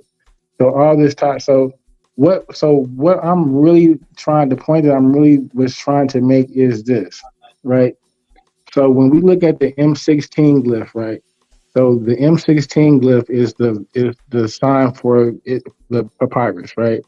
For the delta itself, for the gnome, right? That is pronounced as Hemehu. Hemehu. So all these gnomes that we were just discussing, right? These 1 through these 20 some gnomes that we just discussed in the now delta are what we would call the land of Hemehu, Tamahu. And that is represented by the totality by the M16 glyph, which is north. The M totally to the south, we would have Sage land. And we see that as the M26 glyph, right? So I'm making a distinction between two different people, two different confederacies of people, two different people groups. Already. Not necessarily. Just because you have two different representations does not necessarily mean that they are two different groups. It's possible, group. But that in of itself doesn't necessarily. It could just be a dividing. Like if I live in Houston, Texas, and the north side got a logo and the south side got a logo, it's still Houston. It's still the same. Folks. That doesn't mean anything unto itself. But what I'm trying to see is what's the issue and why are we concerned about Kente and Black Bulls? That's my geographical location for what we're calling Kim, or what we're calling Kemet, because I don't see it anywhere else, and geographically, it fits the description as a inundated land. Small mound where people, can live, throughout the Indonesian. It fits that is right there, and it lies in between the desert, the western desert, the eastern desert. And there's only, to my knowledge, only that location that could be black land. There's also one that probably within, like, you might want to call by Kerma, within those first little 1 through 6 cataracts down there, some land of black. You're assuming that the whole state was not referred to as Kemet. I'm definitely saying that there was not referred to as Kemet. Even when one city state had another under subjugation, the other gnomes still maintained their names.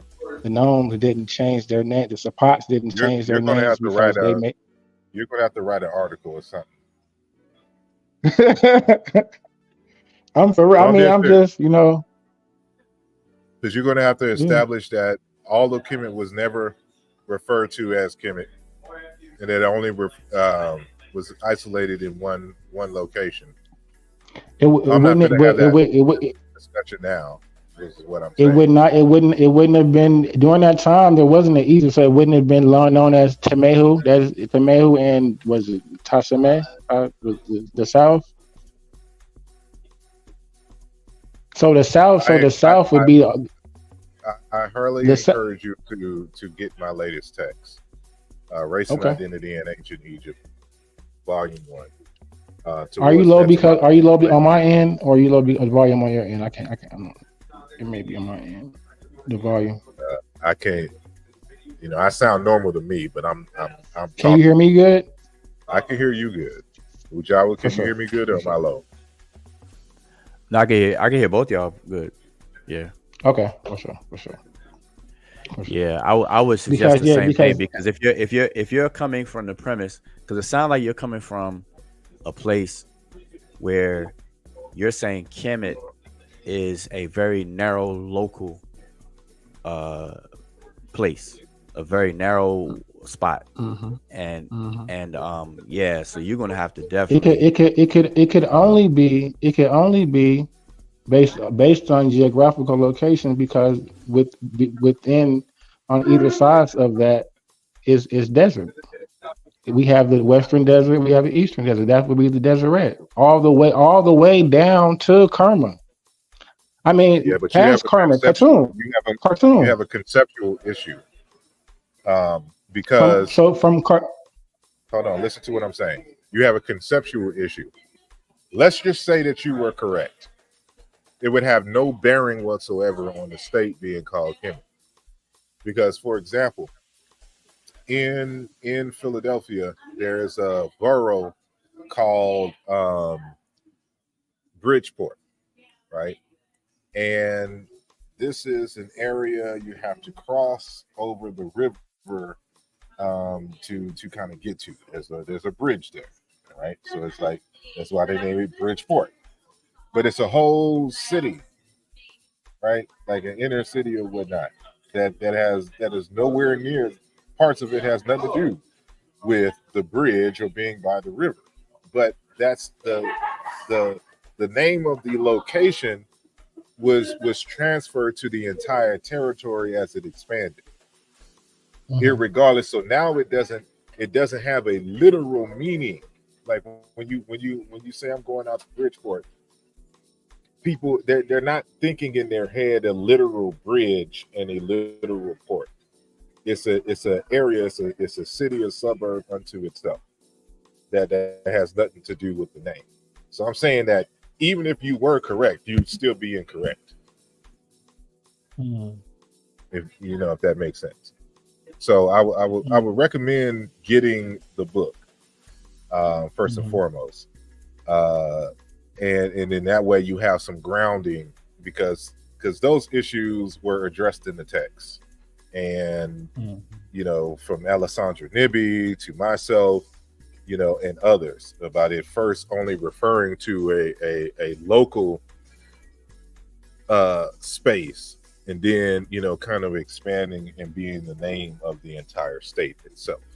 So once it becomes the name becomes associated with something beyond a territory beyond its initial expand, it no longer has the meaning in the minds of the people. It's just a place name. It's a proper name.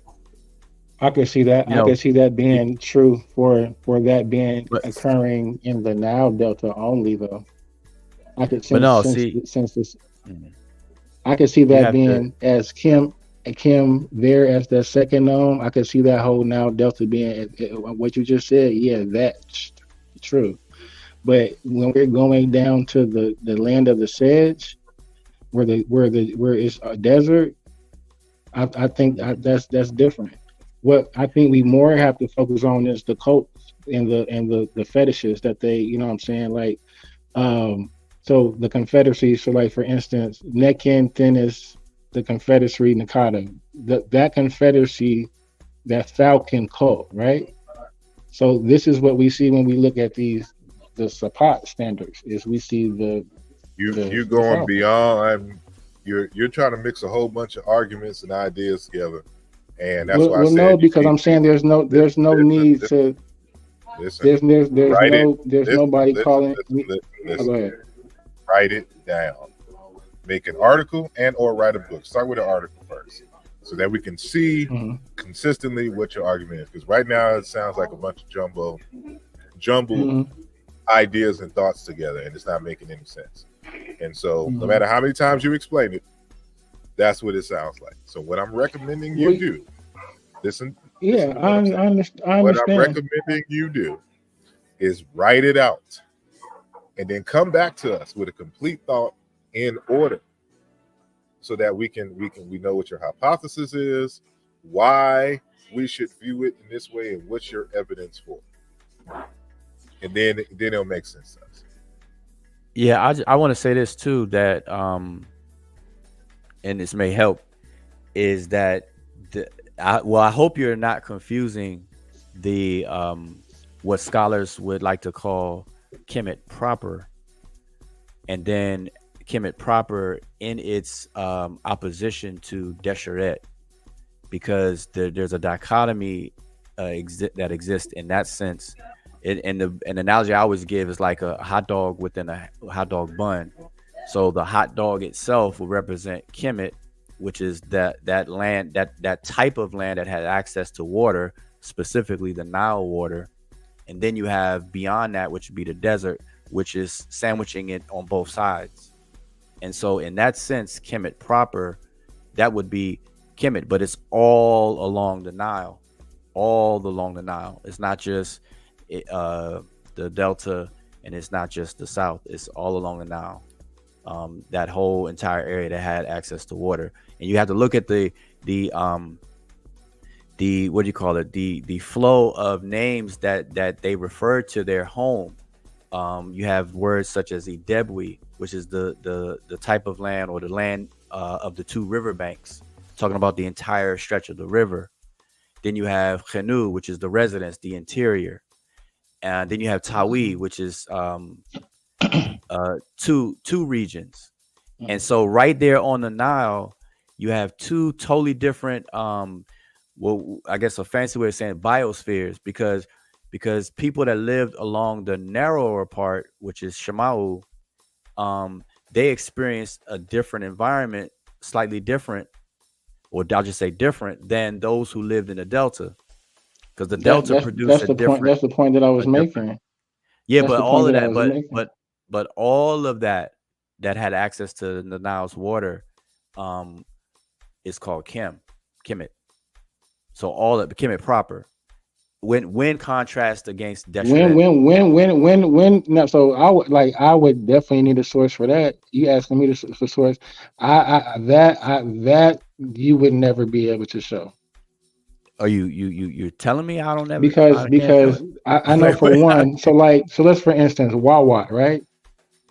Okay. These lands never changed their name, because you know what I'm saying. They wasn't calling themselves Kemet.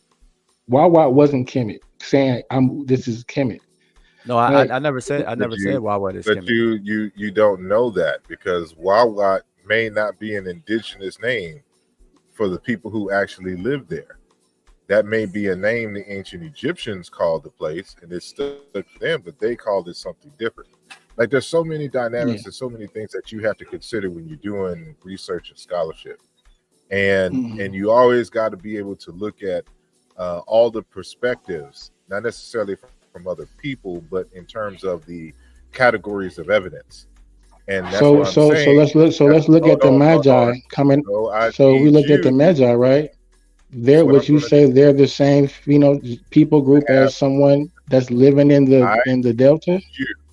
To write down. So you understand what I'm saying? But I understand what you're saying. But what you're saying to say Kemet as a whole is just like saying America. You know what I'm saying? Within America, there's a lot of different ethnicities within America. So I understand what you're saying to say, yeah, you can say it, call it all Kemet.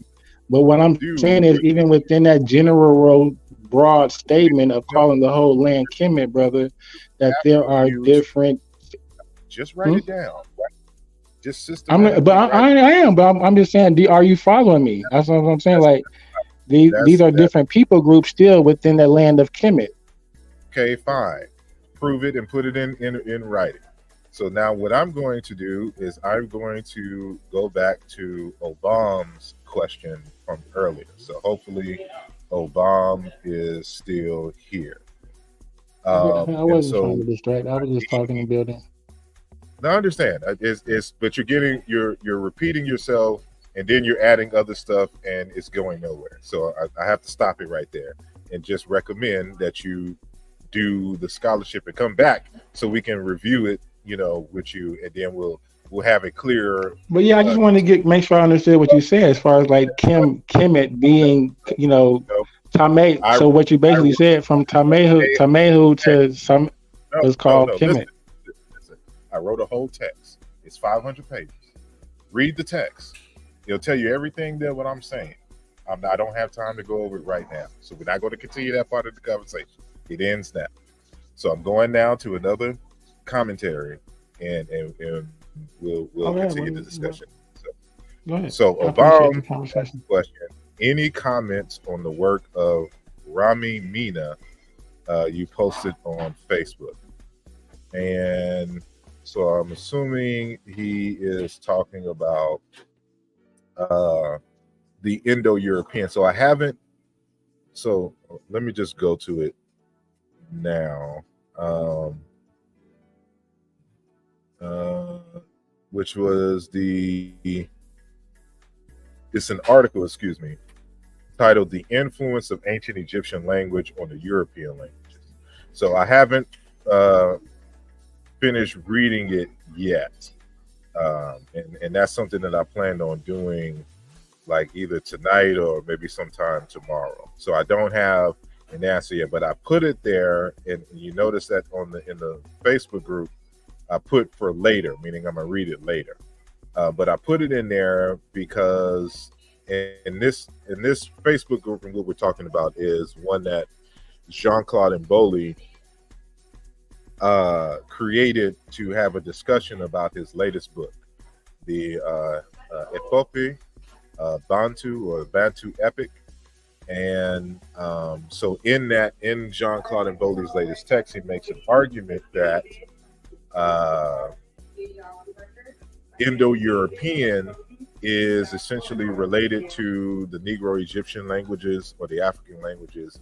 And he goes even further to make the argument that Indo-European, Proto-Indo-European actually originated in Africa, in North Africa. So I wanted to see how this conversation here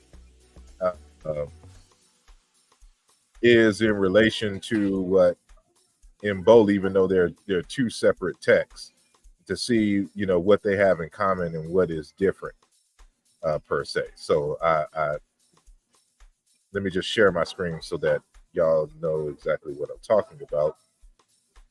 So this doesn't sound crazy, but this is the text here. So the influence of ancient Egyptian language on the European languages, and Rami Mina is the name here. So this is the text. So I don't have an opinion at the moment. So unlike some of our YouTube colleagues, I don't give opinions about stuff I have not completely read. So hey, but look at that first table. If I don't know if you can show it, that just the first couple of ones, just so people could see. No,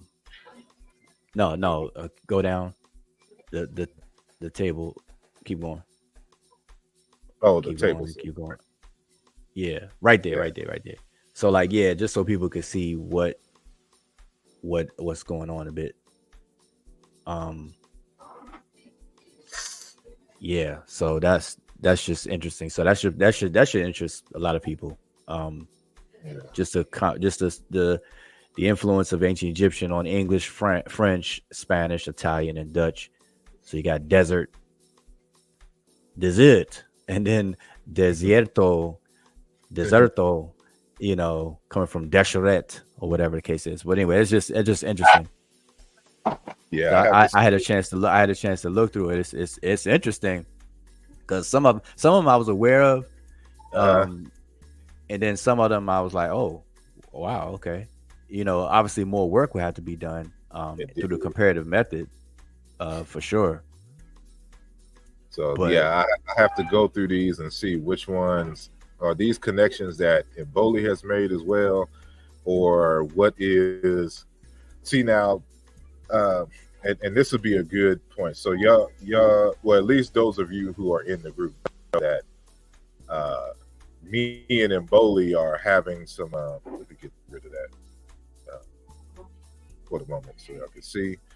Me and Emboli are having a back and forth on some of his vocalizations and the method that he's using in the latest text, and you know, part of my issue is, and this is just with a lot of scholars, and again, I'm just cut from a particular cloth because this is my training, and over the years I've come to appreciate why this was drilled into me in undergrad in my Africana Studies course material and coursework, especially having discussions with the late Dr. James Conyers, is that you have to have, if you're doing serious research, it should always be in conversation with the latest research on the subject, right? And so one of the things that I'm going to be looking for in this particular text, again, I haven't fully read the text. I've read a couple of lines and I kind of skimmed through some of the examples that he gave here. And he has Kim in here. Hold on. I thought I saw that. Yeah. So he's he's saying Kim complete. So where he's getting the pleat from, I don't know. But the point that I'm making here is that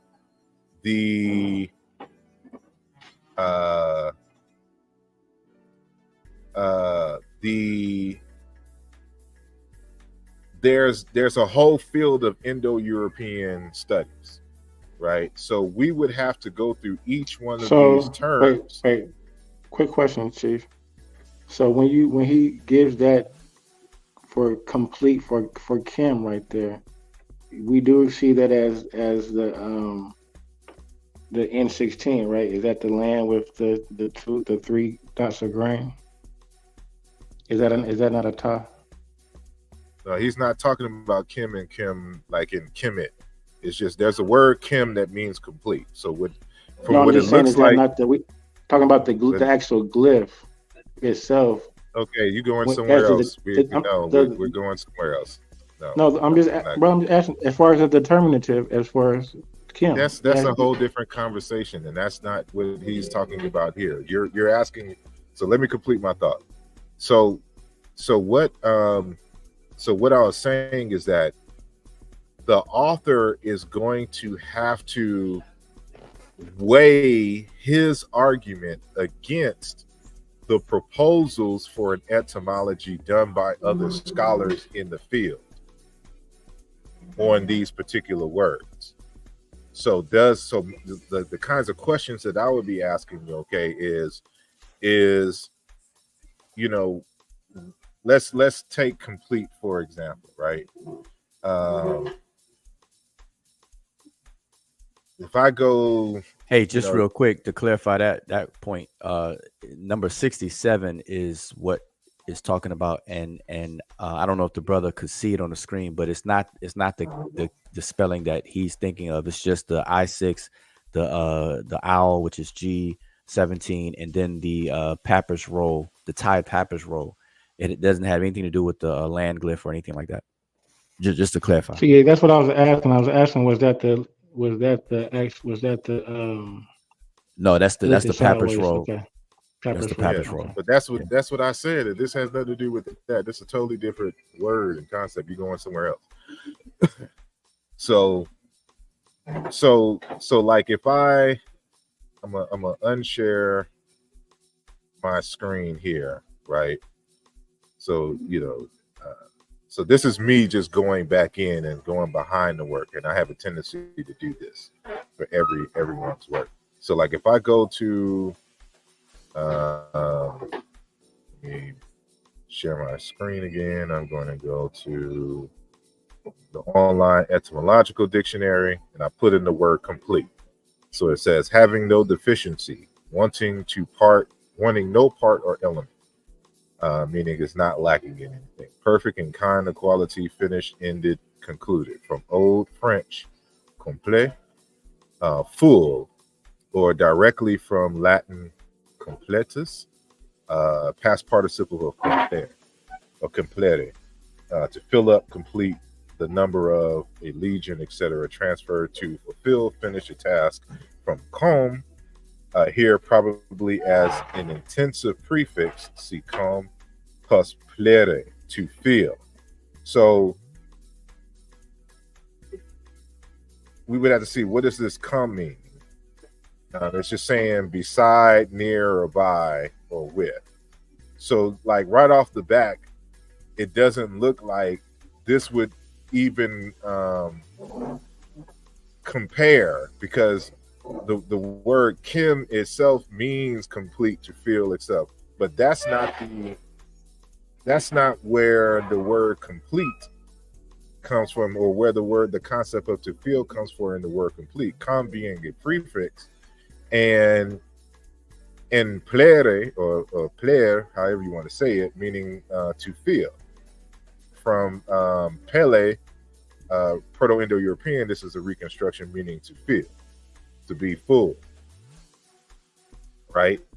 And actually, in terms of the semantics, this is what I'm arguing that the word kimit comes from, in reference to the inundation, the filling and the overflowing of water, and they link that to its mythology of the filling of the eye, and the eye itself is supposed to be Egypt, and when it's full, meaning when it's meaning that the banks, the water has overflown over the banks to fill up Egypt.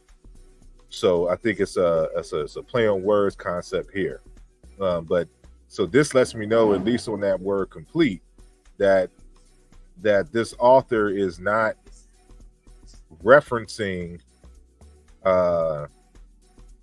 he's not referencing the scholarship that is already done that makes an argument. So you would have to show how your arguments are better than the scholars that have thus made previous arguments. And I can just tell by the page numbers, like it's only 11 pages. I know for a fact he has not done that deep study, unless this is just a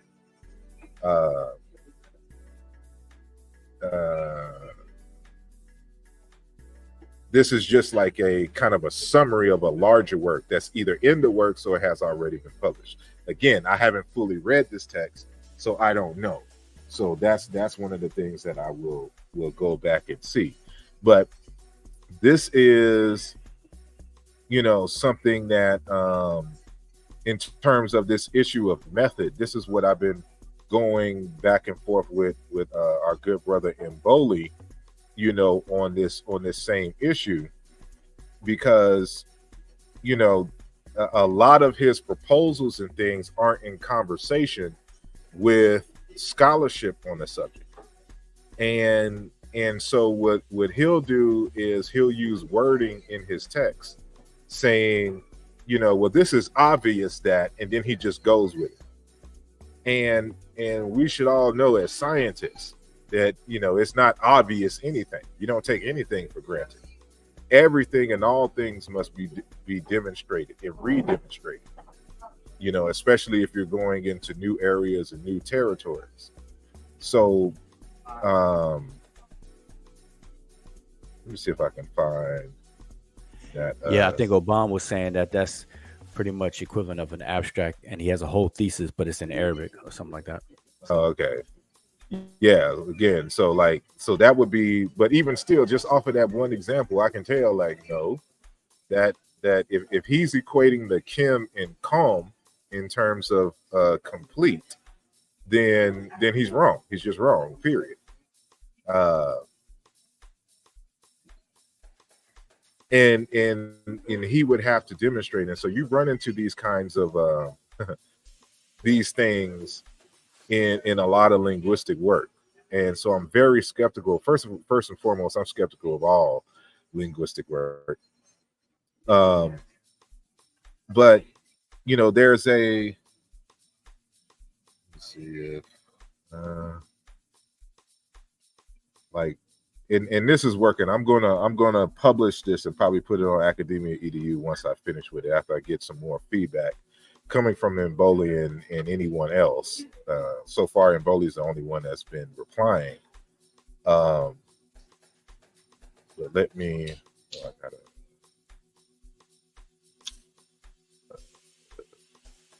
Go. Can y'all see this? Yeah. All right, so this is the. So I'm going to show the same way. So like, Get the God bless. so what I'm doing here is, so again, Mboli has released a new book, and in this new book, he put together proposals and a method for trying to vocalize the Old Egyptian, the Middle Egyptian, and the New Kingdom Egyptian language or languages, right? And so what he argues is that the ancient Egyptian hieroglyphic script is a syllabary, meaning that each hieroglyph, or let's start with the monoliteral glyphs, have a standard vowel behind them. So they're representative of actually consonant vowel sounds. So the standard hypothesis from Egyptologists and linguists is that the hieroglyphic script does not indicate its vowels. So it's just a consonantal based script like what you find in Hebrew and Arabic, right? So basically, you're saying in an abjad. I'm sorry, it's abjad, however they call it, whatever they pronounce it. Yeah, abjad.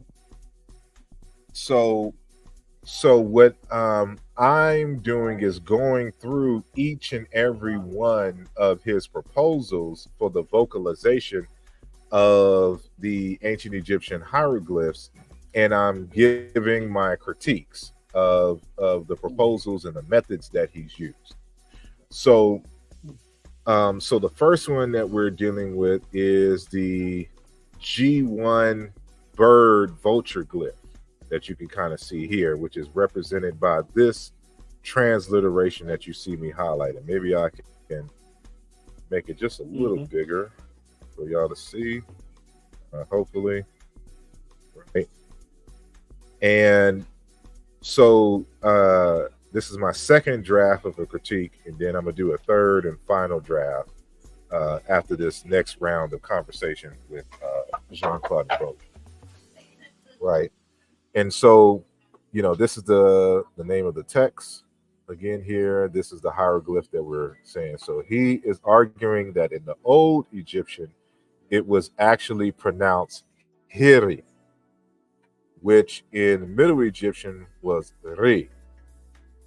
Right. And what he's arguing is that the vulture glyph it's a biconsonantal or a bisyllabic in the Old Kingdom, consonant, vowel, and that the first syllable was dropped, this hiri, and we are left with the second syllable, meaning gri, this nasalized uvulatrial being a consonant with the I, this kind of unstable I behind it, right?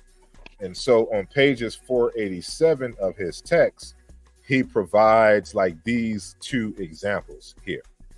So the hieroglyph by itself, in reference to the glyph itself, it can represent the vulture or bird in the dictionaries. So one of my critiques to him was that instead of finding words in the related languages that mean bird or vulture to do a comparison, in this first step here, he does sango q bird, but he does huru jump to fly away. And in this Agni language is hulu huru jump, chui huri jump, hasa hura to blow, chichua uluka to fly away, in Kinyarwanda guruka to fly away. Now, of course, birds fly, but the concept of flight is different than the concept of the bird itself, right? And so what he's trying to say is that the definition of a bird is that which has wings or that which can fly. even though the same word for fly is the same word for run and go. And there are other species of animal, like the snake, for instance, that that is defined in certain languages because of its ability to go and propagate and move forward really fast, right? So what my suggestion to him is that he should stick with bird and vulture and not any, because what he's doing here is etymology. You know, the only one is sango with a word for bird. But if we, what I say, and here's another word here meaning to enter. It's really meaning to tread, to walk, but it's still in the same semantic field. The word to enter is suffixed by t in this example here.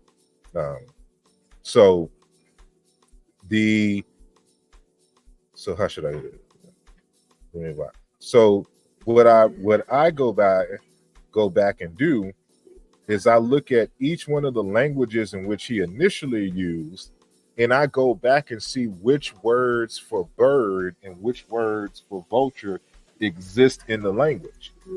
And as you can see, in none of these languages is the word for bird or vulture the words that he used in terms of proposing a vocalization in ancient Egyptian. And I'm saying that this is an error, right? Because there's a reason why, because somebody, you should always think about what your opposition is going to say to you when you're doing research. You're always on the defensive. So the best defense is offense, right? Is you should anticipate your enemy's moves. And I know for a fact, as a scholar, the first thing I'm going to say is, well, why didn't he compare words for bird and vulture? Why is he going to words meaning to jump, to blow, to fly away, right? Because that doesn't, these don't mean this. So if I'm trying to find the vocalization for the word for bird, I'm going to need to find in related languages words for bird. And this is important because what Kemboli doesn't do throughout the text as well is to give any other languages that have recorded the word for bird or vulture from the Egyptian from these time periods. So that means he doesn't have external language support for actual attested forms in those languages. And he doesn't have any internal report because, of course, the ancient Egyptians, to our knowledge, did not record the vowels, right? So since there is no vowels given, then how can that be the letter A? Well, it's not the letter A. The letter A is what we use to transliterate this consonant sound, which is a type of R sound. So that's what the, if for Kemboli, it's a nasalized uvula trill. For others, it's just a uvula trill or just a basic R and another liquid at L. So, it just depends on what scholar that you deal with. But they all, well, the vast majority in the modern scholarship tend to agree that this more or less corresponds to what we call a liquid. Right, so an L, a R, but more so like a Roderick R. So in English we have what we call a lateral approximant, and that's why when we say R, our tongue doesn't hit any area of our mouth. It's almost like a vowel, so it approximates a vowel. But like when you speak Spanish or you speak one of the like Southern, like a Zulu language, the R is pronounced, you have to use the tongue, and it's like like like we respect the locals, because you have to, and so that's the same is here. There's a but it's a nasalized, it is kind of hard to pronounce either because we don't have it in our language. I can't pronounce it. Har. So So when we look at these words in Sango, Agni, Twi, etc. for bird, the only one that comes kind of close to what he was saying is Ahili, but it has a different vowel than the ones that he's trying to propose here with a U. So you notice that all these have a U vowel as the kind of the main vowel. But this, he acknowledges Ahili and Ahiri as bird,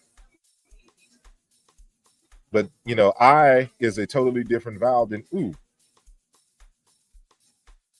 Right? So it's confusion and stuff here. So this is one of the things that I acknowledge in it here. And so, but one of the things that I keep, you have to be careful with Kemboli, and you have to go behind Kemboli for every single thing, because sometimes he'll put words that don't exist, and this was brought out to and I've found this out, and others have found this out, and we got to correct him on that, and so he does that again with this bird here. I won't go into it. Y'all be able to see the full the full article once it's completely done. But this is the kind of stuff that you have to do to go back. And so you see, like, I'm doing one hieroglyph in one, and I'm just responding to, and this is a 37-page article. So I know for a fact that other one, he couldn't have done a deep dive, into the subject here, because there's a lot of work that you have to do along those lines. And so let me give you an example of what I mean. So there's a second set here where, and this is just not dealing with that particular glyph, but just there's some other parts of his book. And so I've always had a problem with him trying to compare Jehuti to words for moon, because Jehuti doesn't mean moon in ancient Egyptian. It only references the deity itself. Now, he's a moon god, but what Kemboli doesn't seem to realize is that this just sound is also a prefix in ancient Egyptian, right? So he doesn't account for prefixes here. But this is why, like I come from the school that when you're doing cognates must stand on two legs, in form and meaning. So this is why I get on anybody in saying that when you're doing your basis comparisons, they need to be as tight as possible in terms of the meanings. You can't go into tertiary and quaternary meanings, because anybody can dismiss them. But like, so he's saying that Tahuti is associated with the moon and not writing. Because I always thought Tahuti was associated with writing. No, he's associated with writing, but that's just the thing. He has multiple associations. Okay. Now the word Jehuti here, it's still dealing with like enlightenment and knowledge in a sense, really. But it's stemming from a root dotted HW that has to deal with shining and shimmering light in Jehuti. So it's within the same conceptual idea, because there are words that mean moon that come from shine, or either shine comes from moon. You have to do an analysis on that. However, in this case, Jehuti is never did. When you type in and search the word for moon in any dictionary or online dictionary, or if you go into a physical dictionary, the word for moon is not going to come up Jehuti. That's they're so you can't just say that this word means moon without doing a complete analysis showing that this is a word for moon. But you would have to show this in actual ancient Egyptian texts. You can't skip the attestation in the Egyptian text. And so this is what I show here, that it comes from this word huwiti, shimmering light, shining light. Right. And so, there's a whole thing where this concept of opening the eyes, shining light has to deal with knowledge in the ancient Egyptian imagination. And so this is why Jehuti is associated with mathematics and writing, anything dealing with education and enlightenment. Right. But because the root comes from the word for known. So I give another example of this word Khonsu. So remember the god Khonsu. He's another deity associated with the moon, but there's no word in the Egyptian language, Khonsu, that means moon. So this is Jehuti meaning moon, equating to moon, is a ghost word. Just like this word here meaning riddy, to take. Like I had to point this out, that word riddy meaning to take doesn't exist in the language. The word is actually the opposite. D and riddy meaning to give, to grant, to let, to allow, to make, to cause. There is no riddy, to take. So for you to compare that to another word in Dogon meaning to take, it's well, in this sense, it means thief. The Gegene means thief, right? So you have to throw out this one. You have to throw out this one, and it's another one here that you have to throw out. I said that he has to throw out this one as well. So he's trying to get away with it because they sound the same, phonetically the same. See, like he's going off of forms. He's thinking that the forms justify, but it's again, cognates must stand on two legs: form and meaning. Now you can get into an etymological study and show that technically, like, these two words are cognate, but this isn't the case here, because this Wujalit I of Horus is coming from a word Wuja, meaning to be complete. And so in the footnotes here, I show that the ancient Egyptians have this tendency to make every damn thing an I, right? So so examples I show here is this word, rek or ak, meaning to shine, and then aket, the eye of God. Irib, meaning left, and then iribit, the left eye. Unk, meaning life, to live, and then unket, living eye of God. Wa, meaning one or soul, and then wa'it, the soul one, the solar eye. Then you have meh, full, to be full, to fill, and then mahet, the full eye.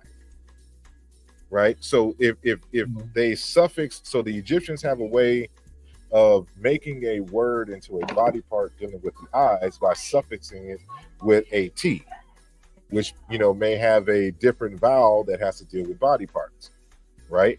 So just out of this set right here, I would have to throw away three examples. That's and how many is this? 1, 2, 3, 4, 5, 6, 7, 8.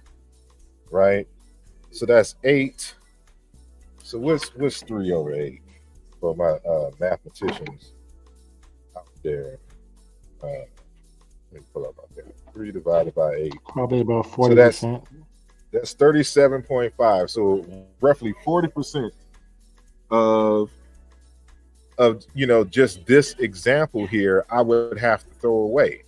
And so this is important, because this is something that you as a scholar have to keep in mind, because what researchers or people are doing to critique, they'll look at this and say, if I go back into and look at carefully all of your correspondences, I can bet that we'll have similar numbers or more of forms that we have to throw out, because they either don't exist or they just don't match on a semantic and forming later level. So if you have 100, I got to throw 40 of your entries out just off the bat based upon some of these earlier examples, and that's what we want to try to avoid, because that's exactly what Screw did with Cheikh Anta Diop when he was reviewing and critiquing Cheikh Anta Diop's work, his 1977 work.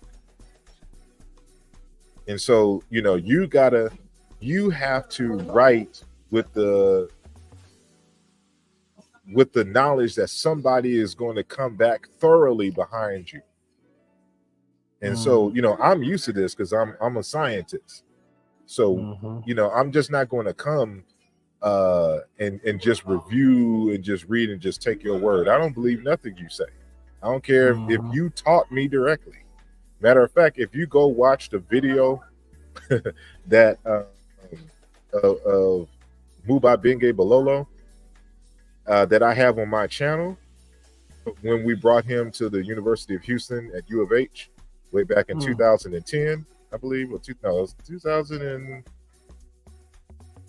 maybe in 2008 or 9. I think I posted it in 2010. But in the video, he's speaking French though. We have a translator there, but she didn't do that great of a job. But that's neither here nor there. But what he's saying is that when he was talking about me, Dr. Bilolo, he says, Brother Asar is very thorough. he goes back and rechecks everything that I say.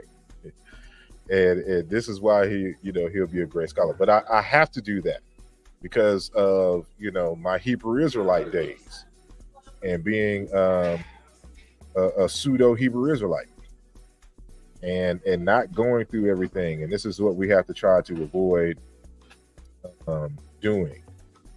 But I'll just end there. So it's more to it. Y'all be able to read the details, but we have to go back and check all everyone's work, and we got to go through it thoroughly.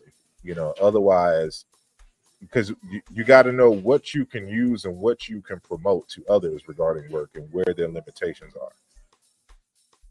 Right. So when I'm not saying if.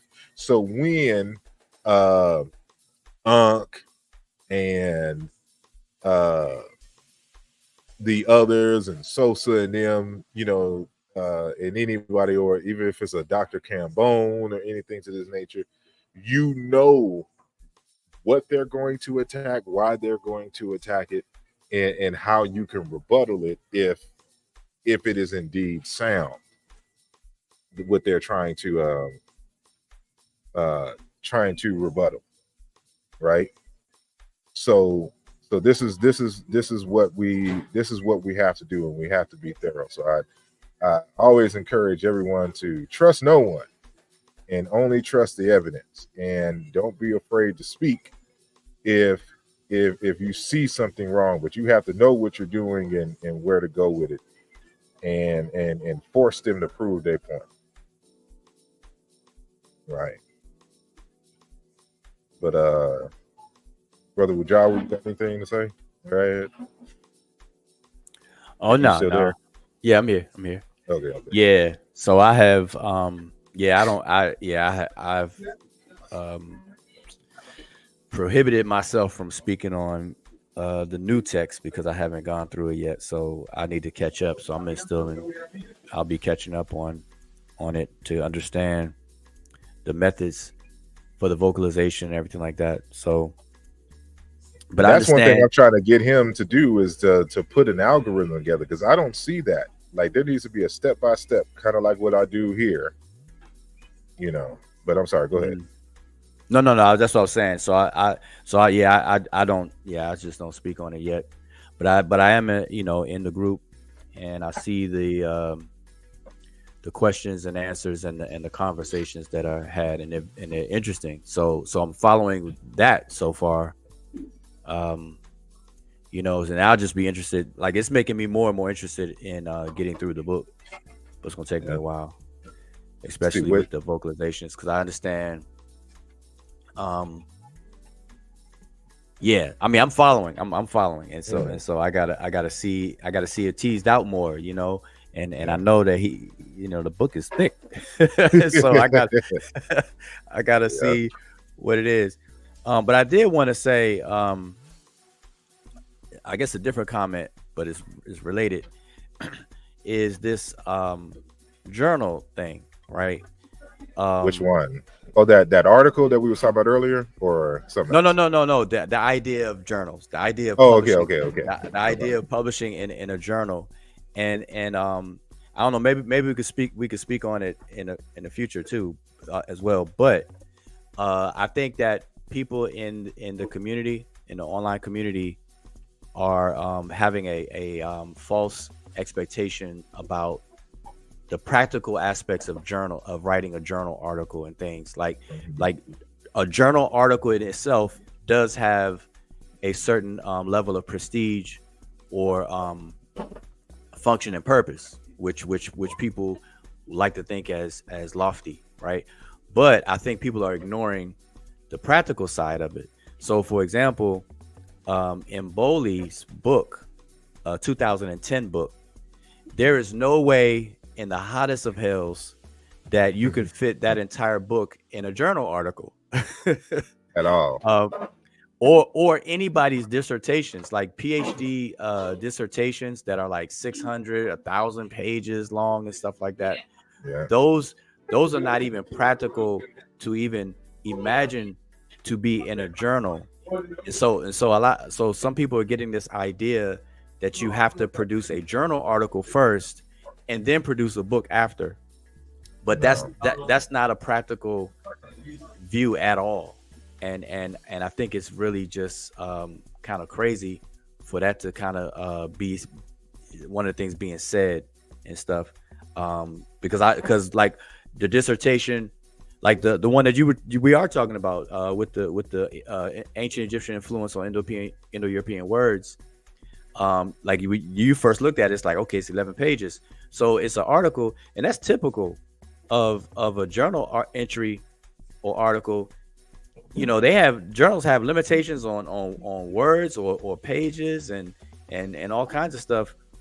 So there's no way that you could fit a 1,000 page, especially with historical linguistics, when you have to show tables after tables to show as much evidence as you can for sound meaning correspondences and show how they're regular.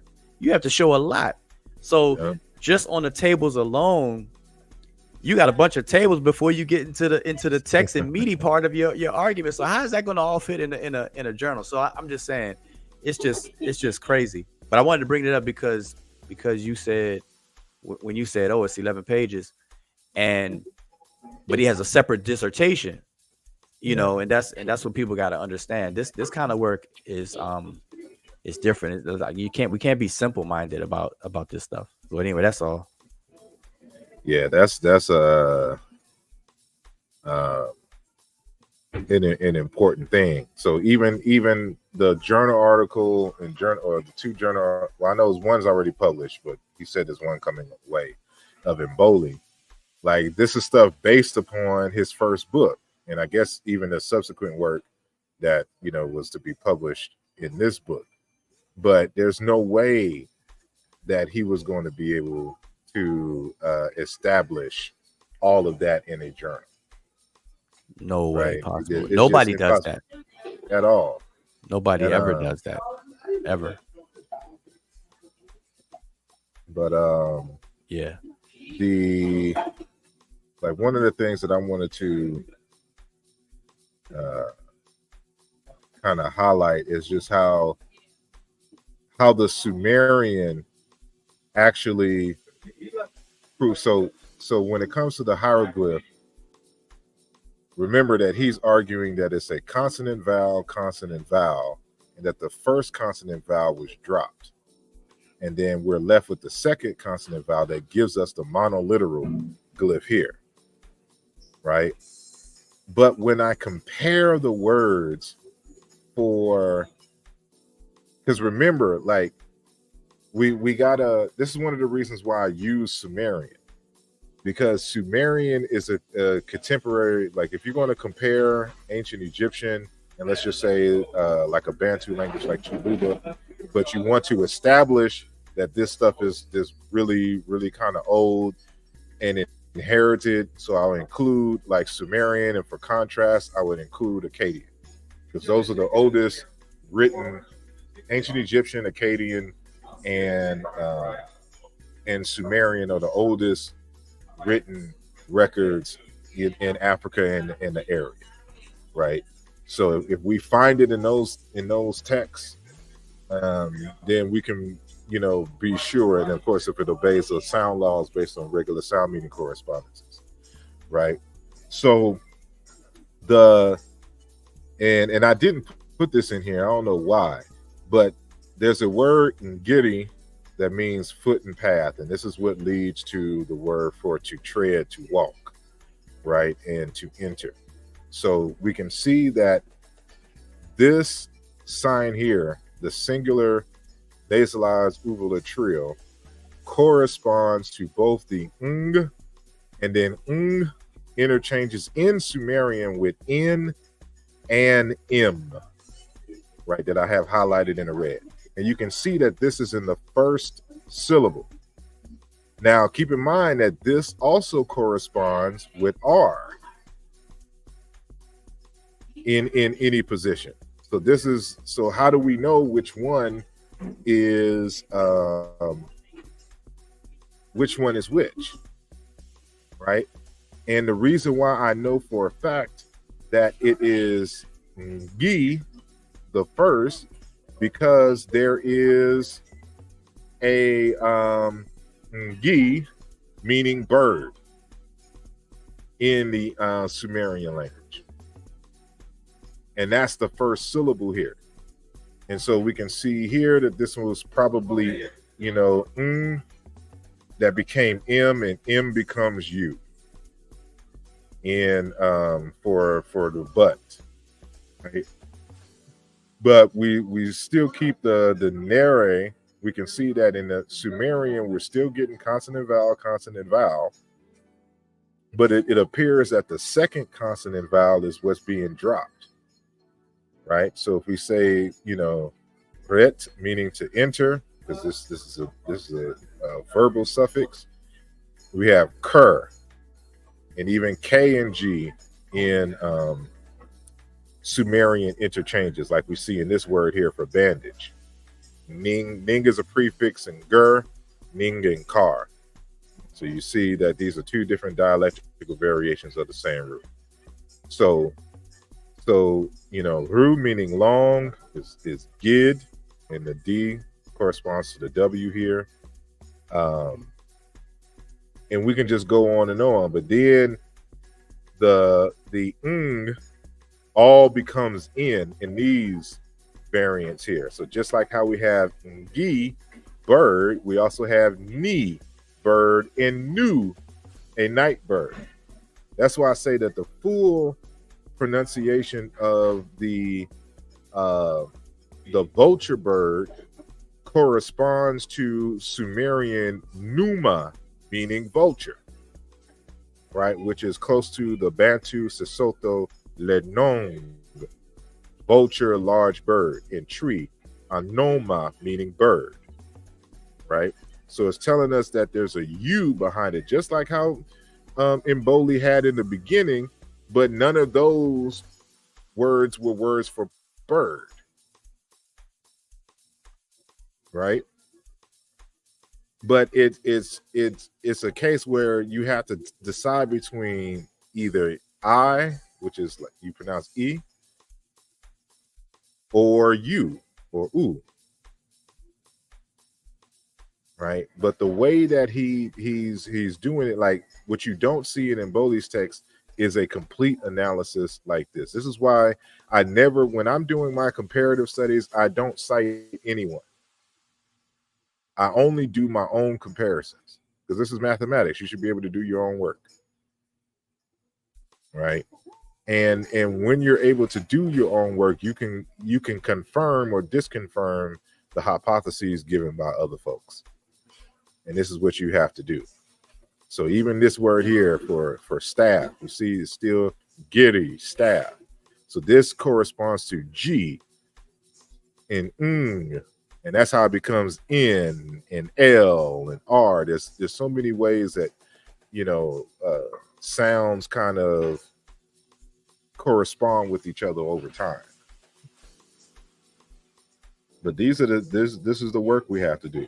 So, and this is for anybody who swears that I just take anybody's work and I just accept it all. I don't accept all of anybody's work. I always do this. And I'll show you where I agree with the person and where I disagree. Anyway. Yeah, that's another thing too. Simple. No, I'm saying oversimplification of that. What you just said. It's not that simple. Like when you're doing something, it's usually an issue by issue base or case by case. You can't like broadly sweep things and stuff like that. Those are to be avoided in real scholarship, real science. You don't ever like sweepingly disagree with somebody or whatnot unless they show a tenure of a pattern. Then you kind of gotta be like, okay, we're in for trouble.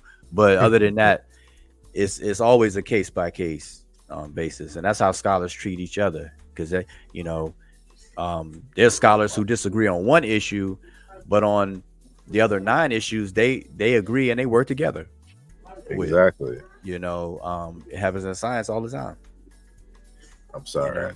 There's a whole. Go ahead. Now there's a whole kind of funny running challenging debate between astrophysicists and quantum physicists dealing with quantum mechanics. Astrophysicists or physicists, they're like, oh, those quantum guys, man, they're in pseudoville, like exactly as a joke, but they understand that, and everything. So yeah, but they'll work together. You got Morichimo,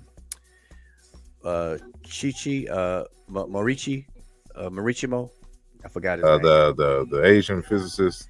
Yeah. He and Neil deGrasse, they do things together all the time, but at the same time, they like, okay, I'm gonna leave you over there. When are y'all gonna hit pay dirt? That's what they're waiting on. But you can't rush science because that means they're not being thorough, right?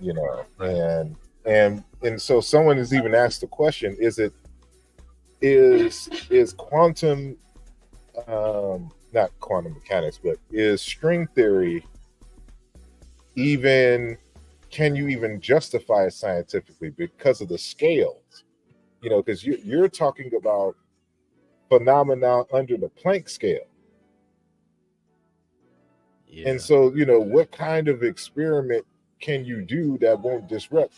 Because like a photon, that's why you have the uncertainty principle, where you can't simultaneously know the speed or the velocity and the position of a particle, in the quantum world, because, in order for you to interact with it, the particle is going to alter the course and the speed of the particle itself.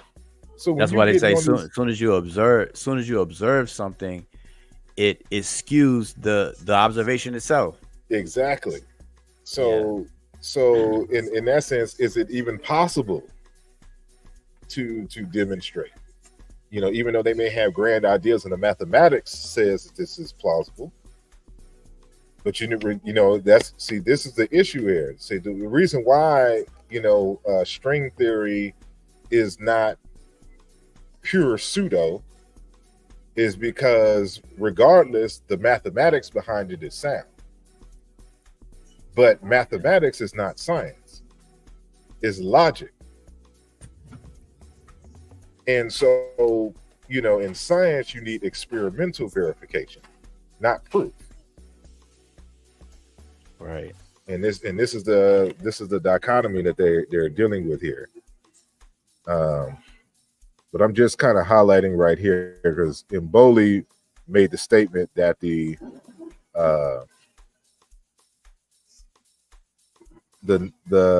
bird symbol, the nasalized with volar trill, and the N alternate only while in the second position. And this is why you have to depend always on your own work. So I can clearly show N and nasalized with volar trill alternating in the first consonant position in a number of words.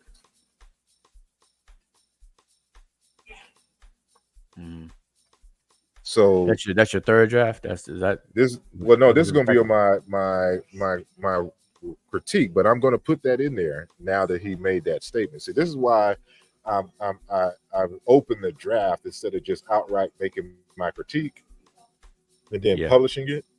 I wanted to get feedback and critiques from him and others, so I know what to include fully in making my arguments for or against something. So what he's trying to say is that it's impossible for the nasalized uvular trill. Well, it's more specific because remember in the original text, I said that there is proof of my proposal that hold on. Do I even have the document open? No, I don't. So let me go back here and I've opened up a number of documents. But he had made a statement. Hold on, let me just. Okay, here we go. All right, it's probably not going to show up on your screens. Let me just double check. Yeah, so the other one. So I made this statement. I'll just copy the whole thing.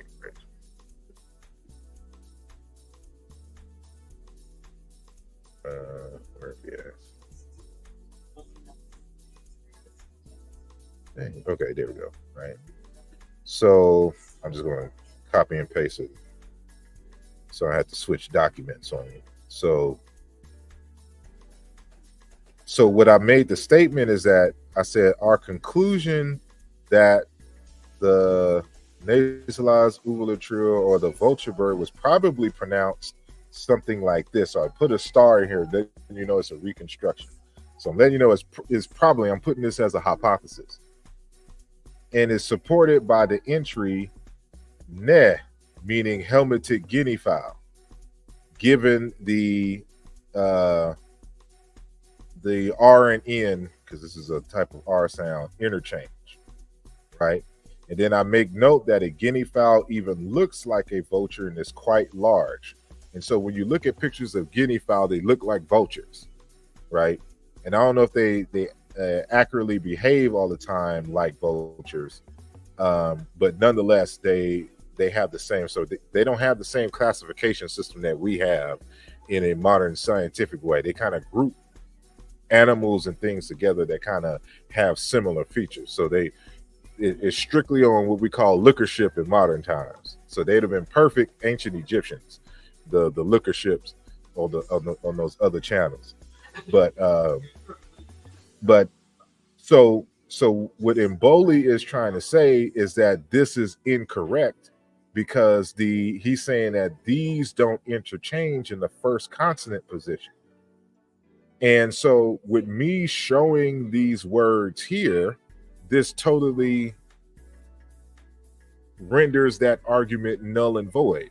So any hypothesis that he had that this is so because of the second syllable is gone. It destroys his entire argument because we have in the attestations these different variations. So what I'm saying is that what was once this that became the vulture bird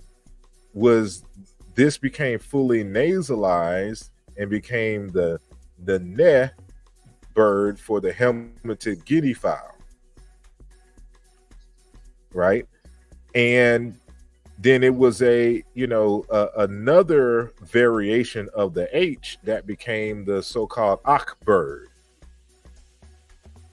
right? So what we're looking at is actually just this root here for bird with these suffixes, or these are just the complete words for the bird. So when the monosyllable came, they just dropped the second dotted H.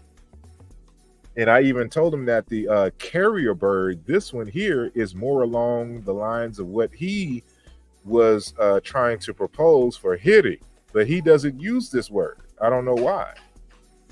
And it has the vulture bird as the determinative in the word. So I don't know if he doesn't know what a carrier bird is, but these are birds of prey, but they also eat the dead carcasses. That's what makes a vulture, right? And you should know that you have vulture guinea fowl.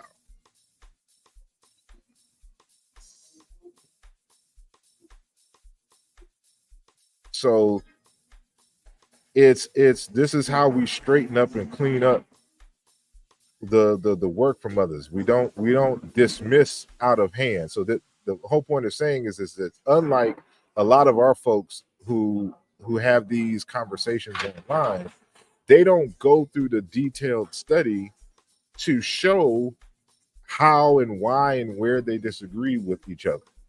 They just hear a hypothesis and just dismiss it offhand without any kind of research whatsoever. And that's not what we do in these particular spaces. We're always thorough and with our analysis. And that's what we got. This is what we owe it to all our scholars, so we know how to move everything forward. Delete that. And that's key, because that reminds me of Diop's battle cry that don't take me on my word, prove what I'm saying. Develop research teams to be able to prove our proofs, and then we'll be able to stand on the playing field of science and blah blah. That whole thing is exactly that. That should be. I don't know. We need to put that. We need to kind of make that into an idiom. Something shorten that. I don't know, or create a symbol. What he for said that. is, he said for you to develop a method for proving. Matter of fact, let me just find it. I don't like to misquote nobody.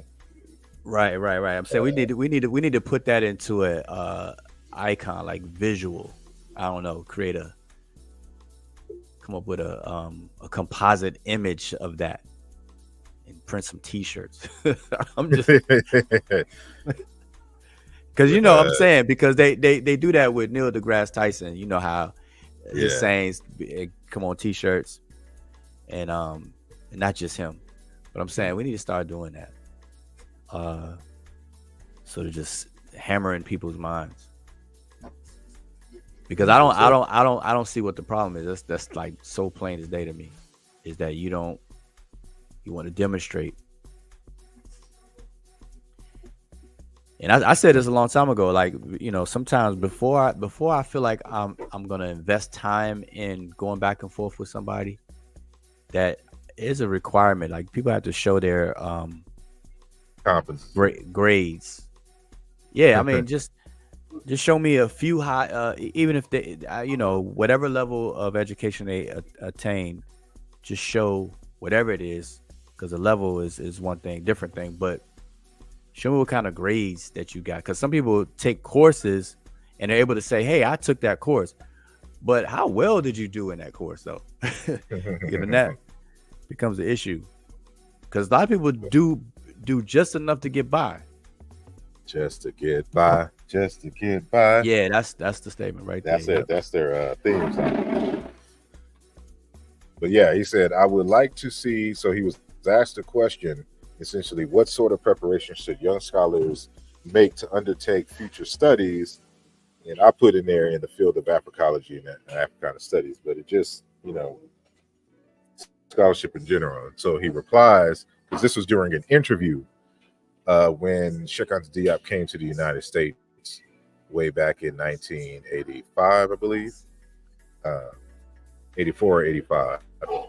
And he said, I would like to see above all a great number of researchers, Afro-Americans, young Americans, and even whites. So what he's saying is that because remember at the time, Diop was literally a handful of researchers dealing with the question of the relationship between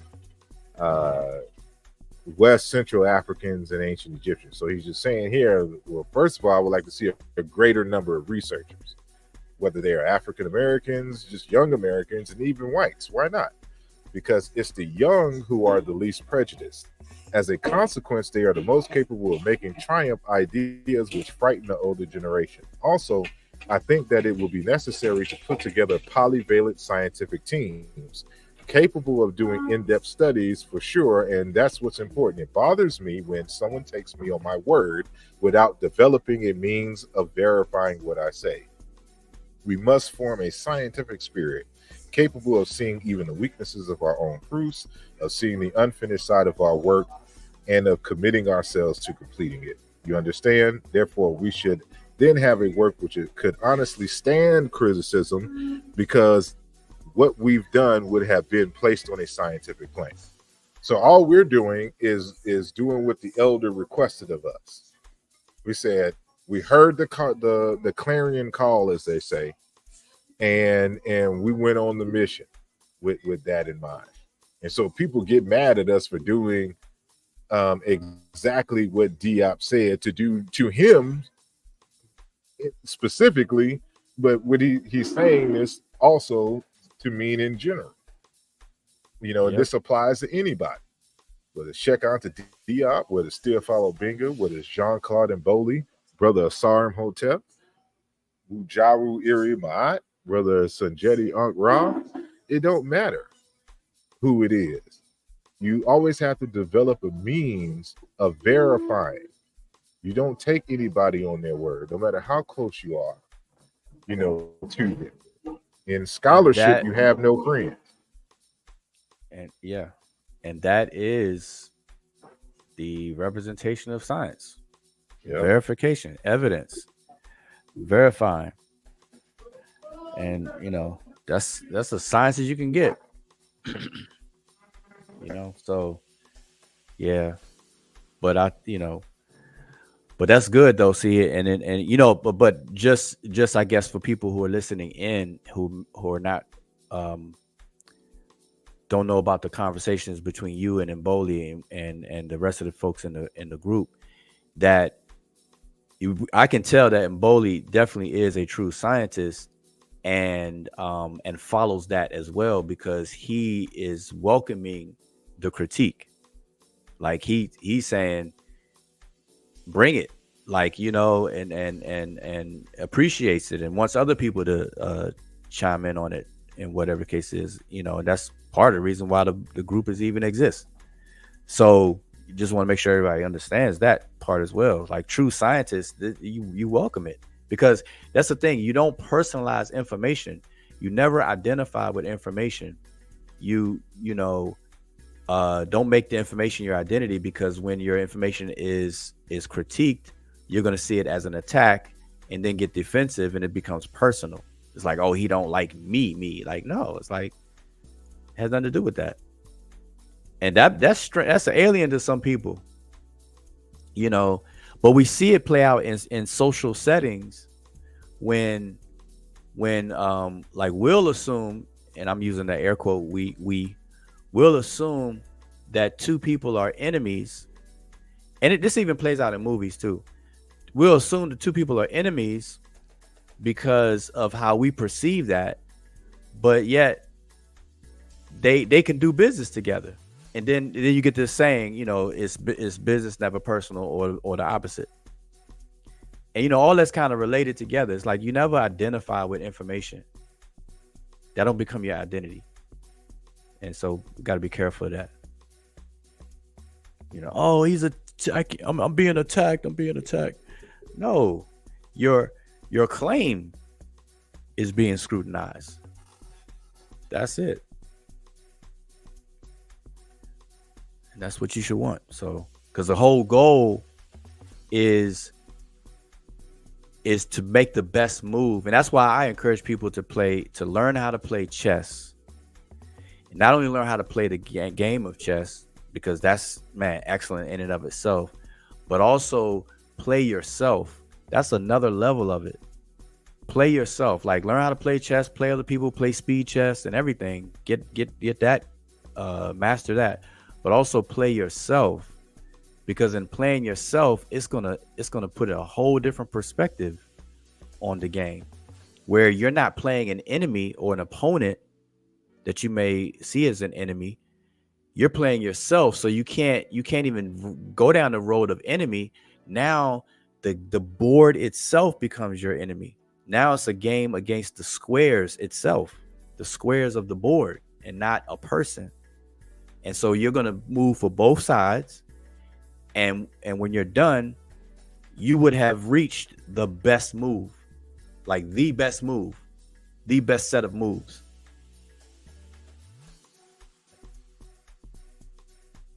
White or that's black a good winning. Analogy. That's a good analogy, because I like to play chess.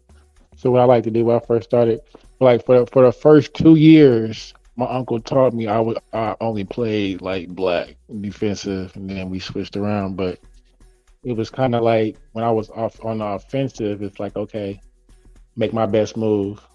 Then I switched the board to black, play defensive. Now I have to figure out how to stop that best move that I just did on the other side.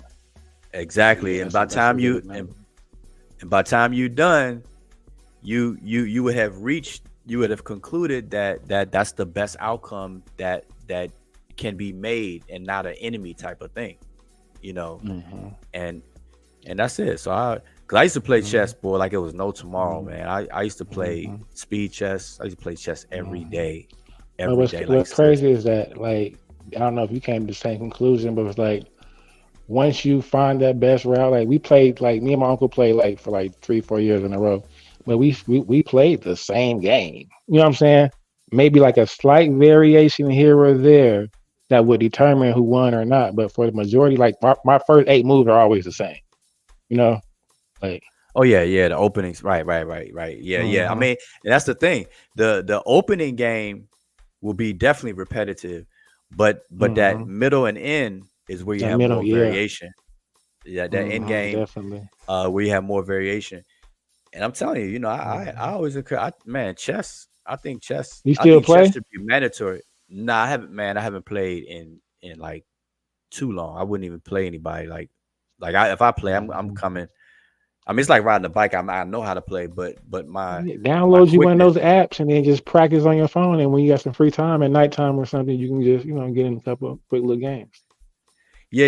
I mean, I'm gonna get back into it, but I used to play speed chess, so you had to be thinking quick. Like I used to play speed chess and be nasty. I used to. Me and this other brother used to play all the time, man, and he used to win. He was actually, like, I looked at him as a chess mentor, but then I started beating him, and then we were going back and forth. He'd beat me, I beat him. He beat, going back and forth and everything. And I got good.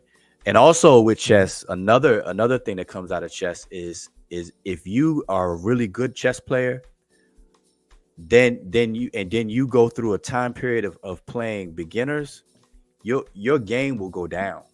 Like your game will definitely go down. Like you are doing, you got, it's almost like a sacrifice. Like for a good chess player to teach a newcomer, that's really a sacrifice. Like that's why I appreciate. Like people should be appreciative of that, because you lose that tip top sharpness when you're teaching beginners, because you gotta go through a lot of things. And that's the same, and I'm saying that because that's the same thing with the difference between scholars and teachers.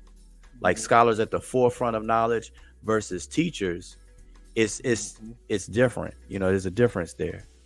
you know, and Yeah, I and think just people like need you to guys, right? I people. appreciate you guys taking the time. I know I asked a lot of questions that you guys probably already know the answer to, but I like to learn, so I'm not scared to ask a bad question or a question that you guys might already know the answer to because I really I'm trying to learn. So Yeah. No, it's. I mean, that's the space. So I like the space of learning, no matter what the various levels. If that's the intention of the space. What I don't like, and I come from a background of debating, and and and there's a place for debating, but it's real debating. It's not even the debating that I see, on the YouTube stuff. But that's it. But anyway, let me I'm gonna have to get my way out of here. Sorry, I see you on mute, but yeah, that was a good show with the elder scholar and doctor, uh, the views. Yeah, those kind of discussions, I think, man, those are really great discussions to force people to think about things. So that was good earlier. I could listen. I wasn't seeing. I was listening I'm gonna go back to and that. check it out and watch it. So Yeah, yeah, that was good. it was to expand the conversation because leave it up to some folks. We'll be talking about the word Kemet Yeah, for eternity, and it's like no, it's we can of course if we all agree that's going to be our base debate for the next 2 or 3 years, then so be it. But in the meantime, we need to have some greater conversation, that's the kind of and conversations I like. Yeah, to show that For they're one, there are African Egyptologists, bona fide Egyptologists, and these are the kinds of research and questions that they are asking in their research, and so we can expand the conversation, I should say, beyond what we're dealing with here. So but I like the fact that he said he's taking what he's done, and then the further questions he has, he wants to duplicate that inquiry in other communities around Africa.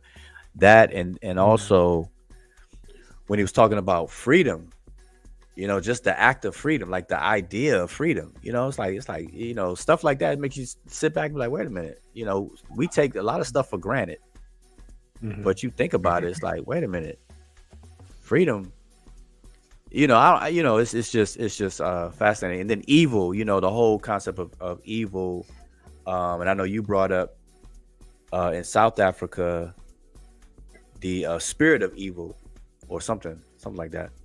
And, spirit of conflict. Yeah, spirit of conflict. That's right, spirit of conflict and whatnot. And it puts a different perspective when you really dive in on those concepts and things, and then you look back to maybe what we grew up in, like, because United States is predominantly a Christian country, and so our concept of good and evil is pretty much Abrahamic, but then when you dive deeper into these other concepts of it, it puts a different spin on things. Yeah, because that's one of those things, like, and I think I do have a presentation. I couldn't tell you where it was, but I've argued that in many African countries they really don't have a concept of good and evil in the strictest sense that we think of kind of in modern times, but more so they look at the outcome of the action and ask the question, does this affirm life or diminish it? And that determines, on the scale of what you would consider good or evil or bad. It's like, so would that be like set equal chaos or similar to that? That's kind of the Western interpretation of much of his attributes. As a matter of fact, I think there's a text that challenges that regarding set, if I don't recall. But it's more. That's why I like that term, because there's a term in Egyptian that the Egyptologists translate as evil, and that is Isfet. Isfet. And there appears to be a cognate in the isiZulu language called Isibute, which means the spirit of conflict. You know, and so it is that entity or action that causes conflict in an otherwise harmonious situation. Okay. That's it. I'm sorry. That's it. I would say that's interesting because, in the folk, like, you know how Egyptian myth, within the Egyptian myths, you can find some folk etymology of concepts, like how Remish ties into, you know, the teary eyes of Ra and stuff like that. But with Satuk or Set, there's a myth story where he's given an attribute of the deviator or the conflict of the norm because of how he was born. So like when they describe how Geb and Nut had Osiris and Oset, that was a pair, and then Satuk, put it this way, all of the children of Geb and Nut were born vaginally, and then Satuk was born basically through a cesarean section, to put it in modern terms. And so his act of deviating from that norm is the beginning of him giving a bad rap, but not necessarily evil, because he's also the protector and the Lord of resources, being in the desert, you know, all that kind of stuff too. So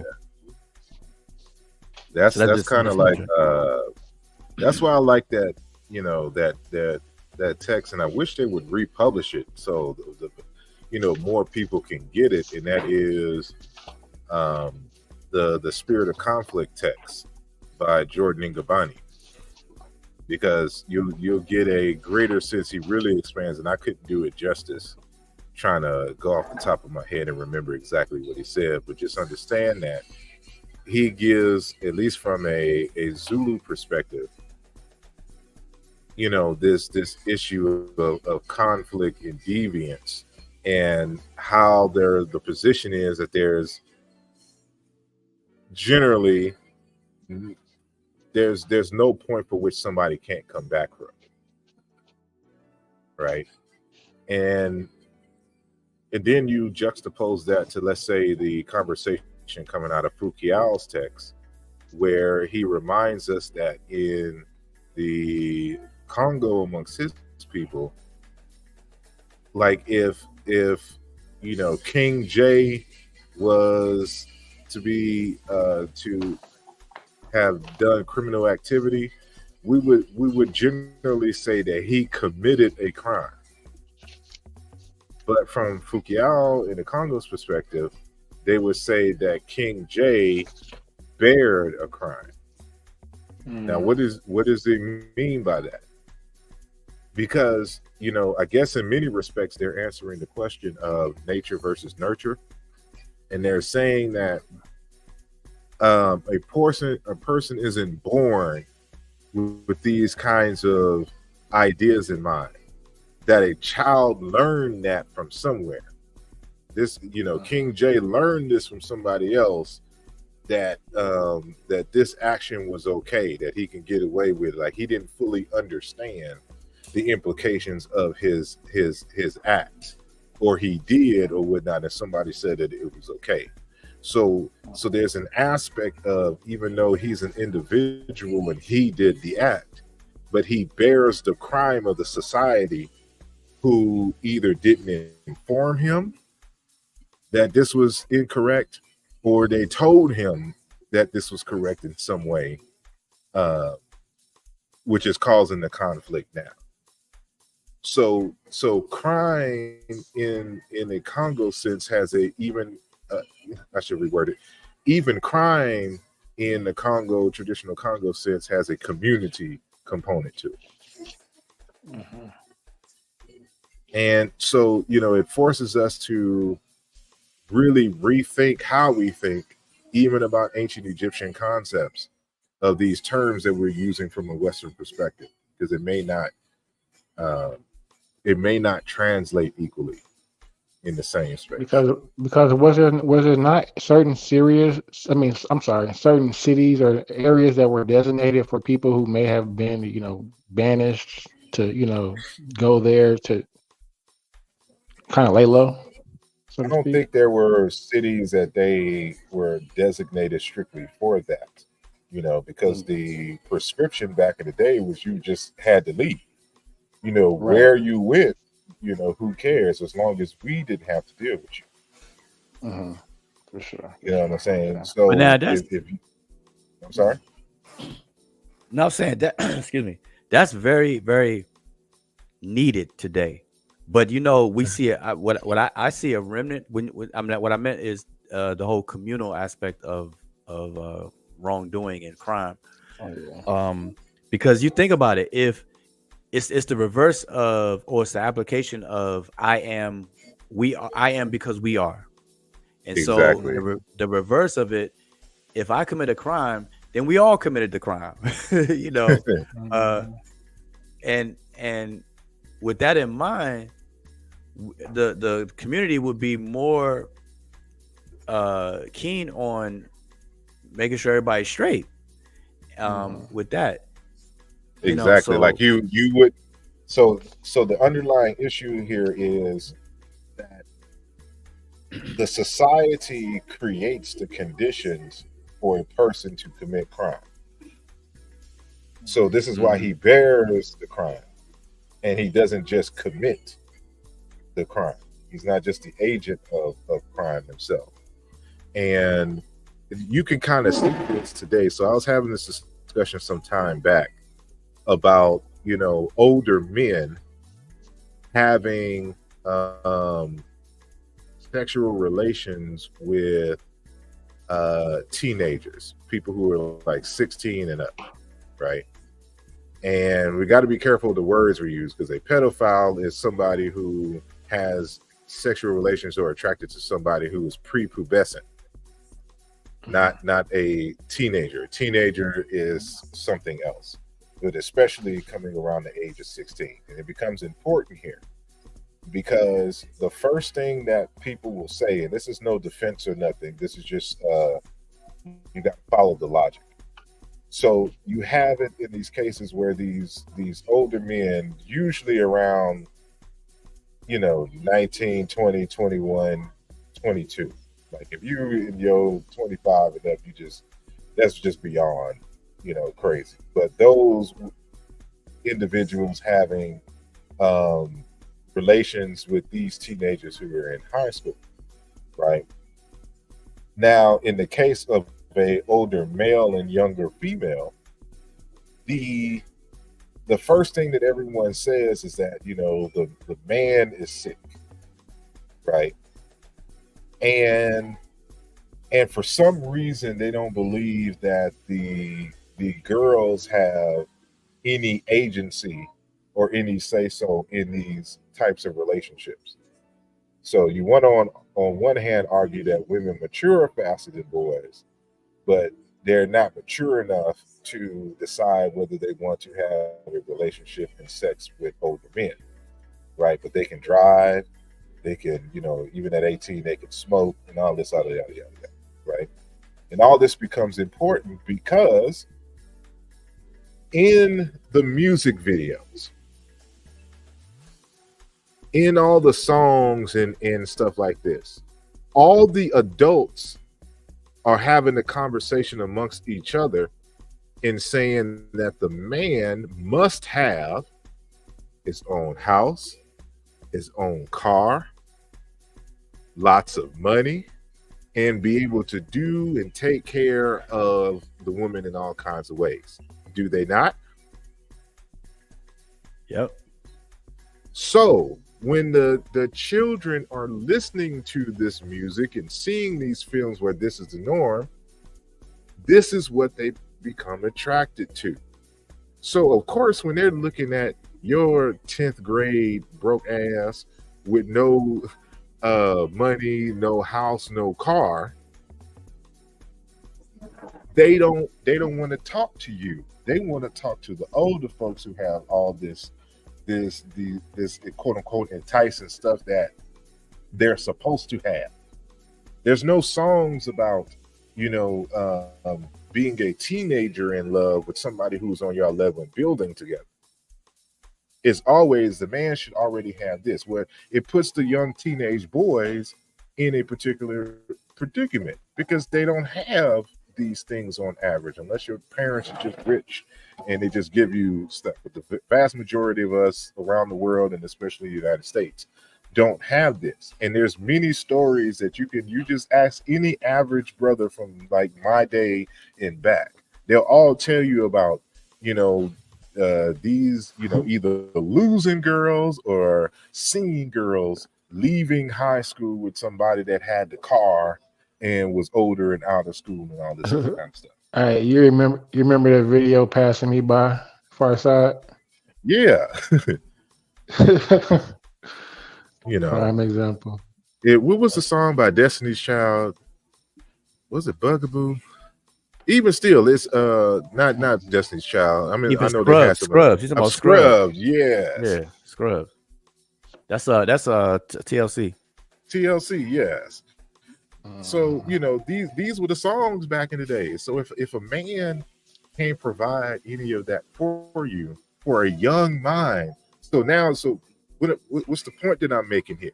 Is that the society is putting an impression on young girls that it's only the men that have this stuff that you should be with and can do stuff for you. But then we get upset when they don't date people their own age and they are attracted to all these older dudes who have these things. And these older dudes are using these things to get these girls. You're creating the conditions for the crime. You're creating the environment for the crime. So in this instance, they bear the crime. Yeah, that's a whole that's a topic as a whole show in of itself. Because it really is. No, it is, and I think it's important. It's an important one because other cultures outside of the United States, when we get into Asian cultures, if anybody has Asian friends, I know me growing up, I had Asian friends.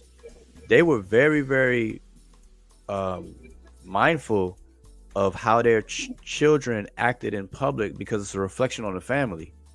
They're like, nah, like you embarrass the family if you come home with bad grades in your report card. That's a reflection on the family, the whole family, and they weren't having that. They weren't having that. I had some Asian friends. Boy, you ain't never see them outside playing until they you rarely saw them outside playing, playing stuff. They were about not like their whole existence was about not embarrassing the family. And that just reminds me of all of that, and we see it in movies too. Other cultures, United States is totally different.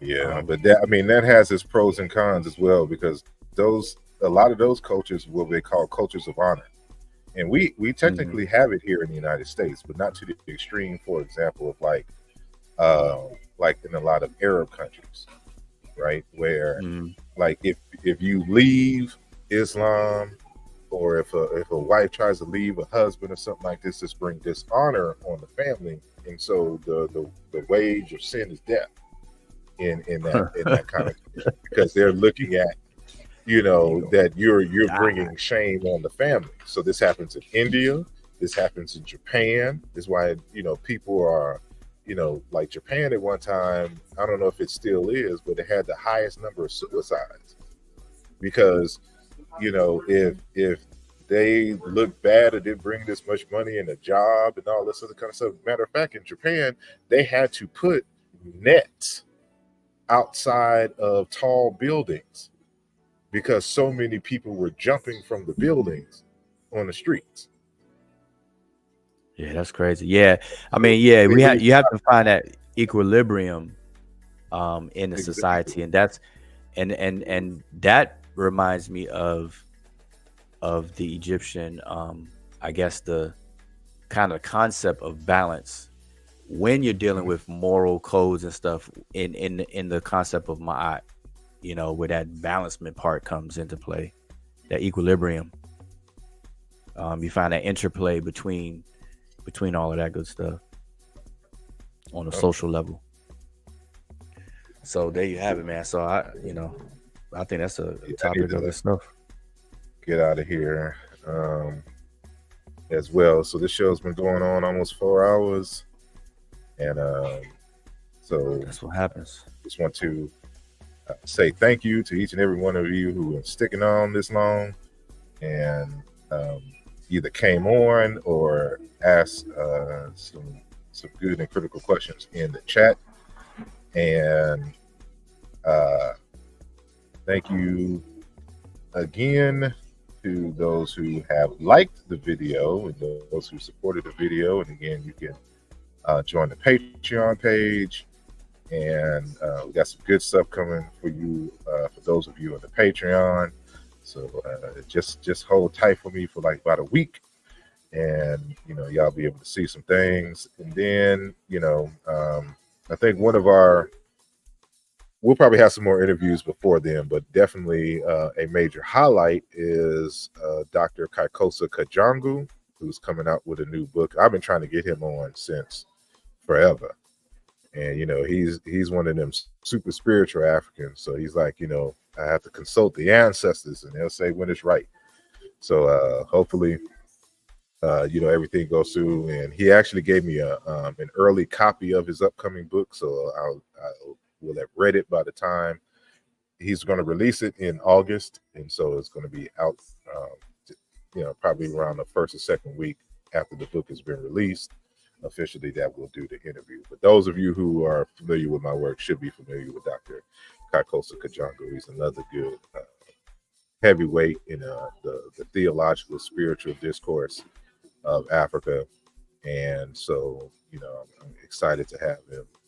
And we've got some other ones in the works. So, y'all continue to stick with me and support the channel, and make sure you tell all your friends. And I appreciate each and every one of you. And so with that said, I am going to say good night and be safe, and you have a good week. Peace.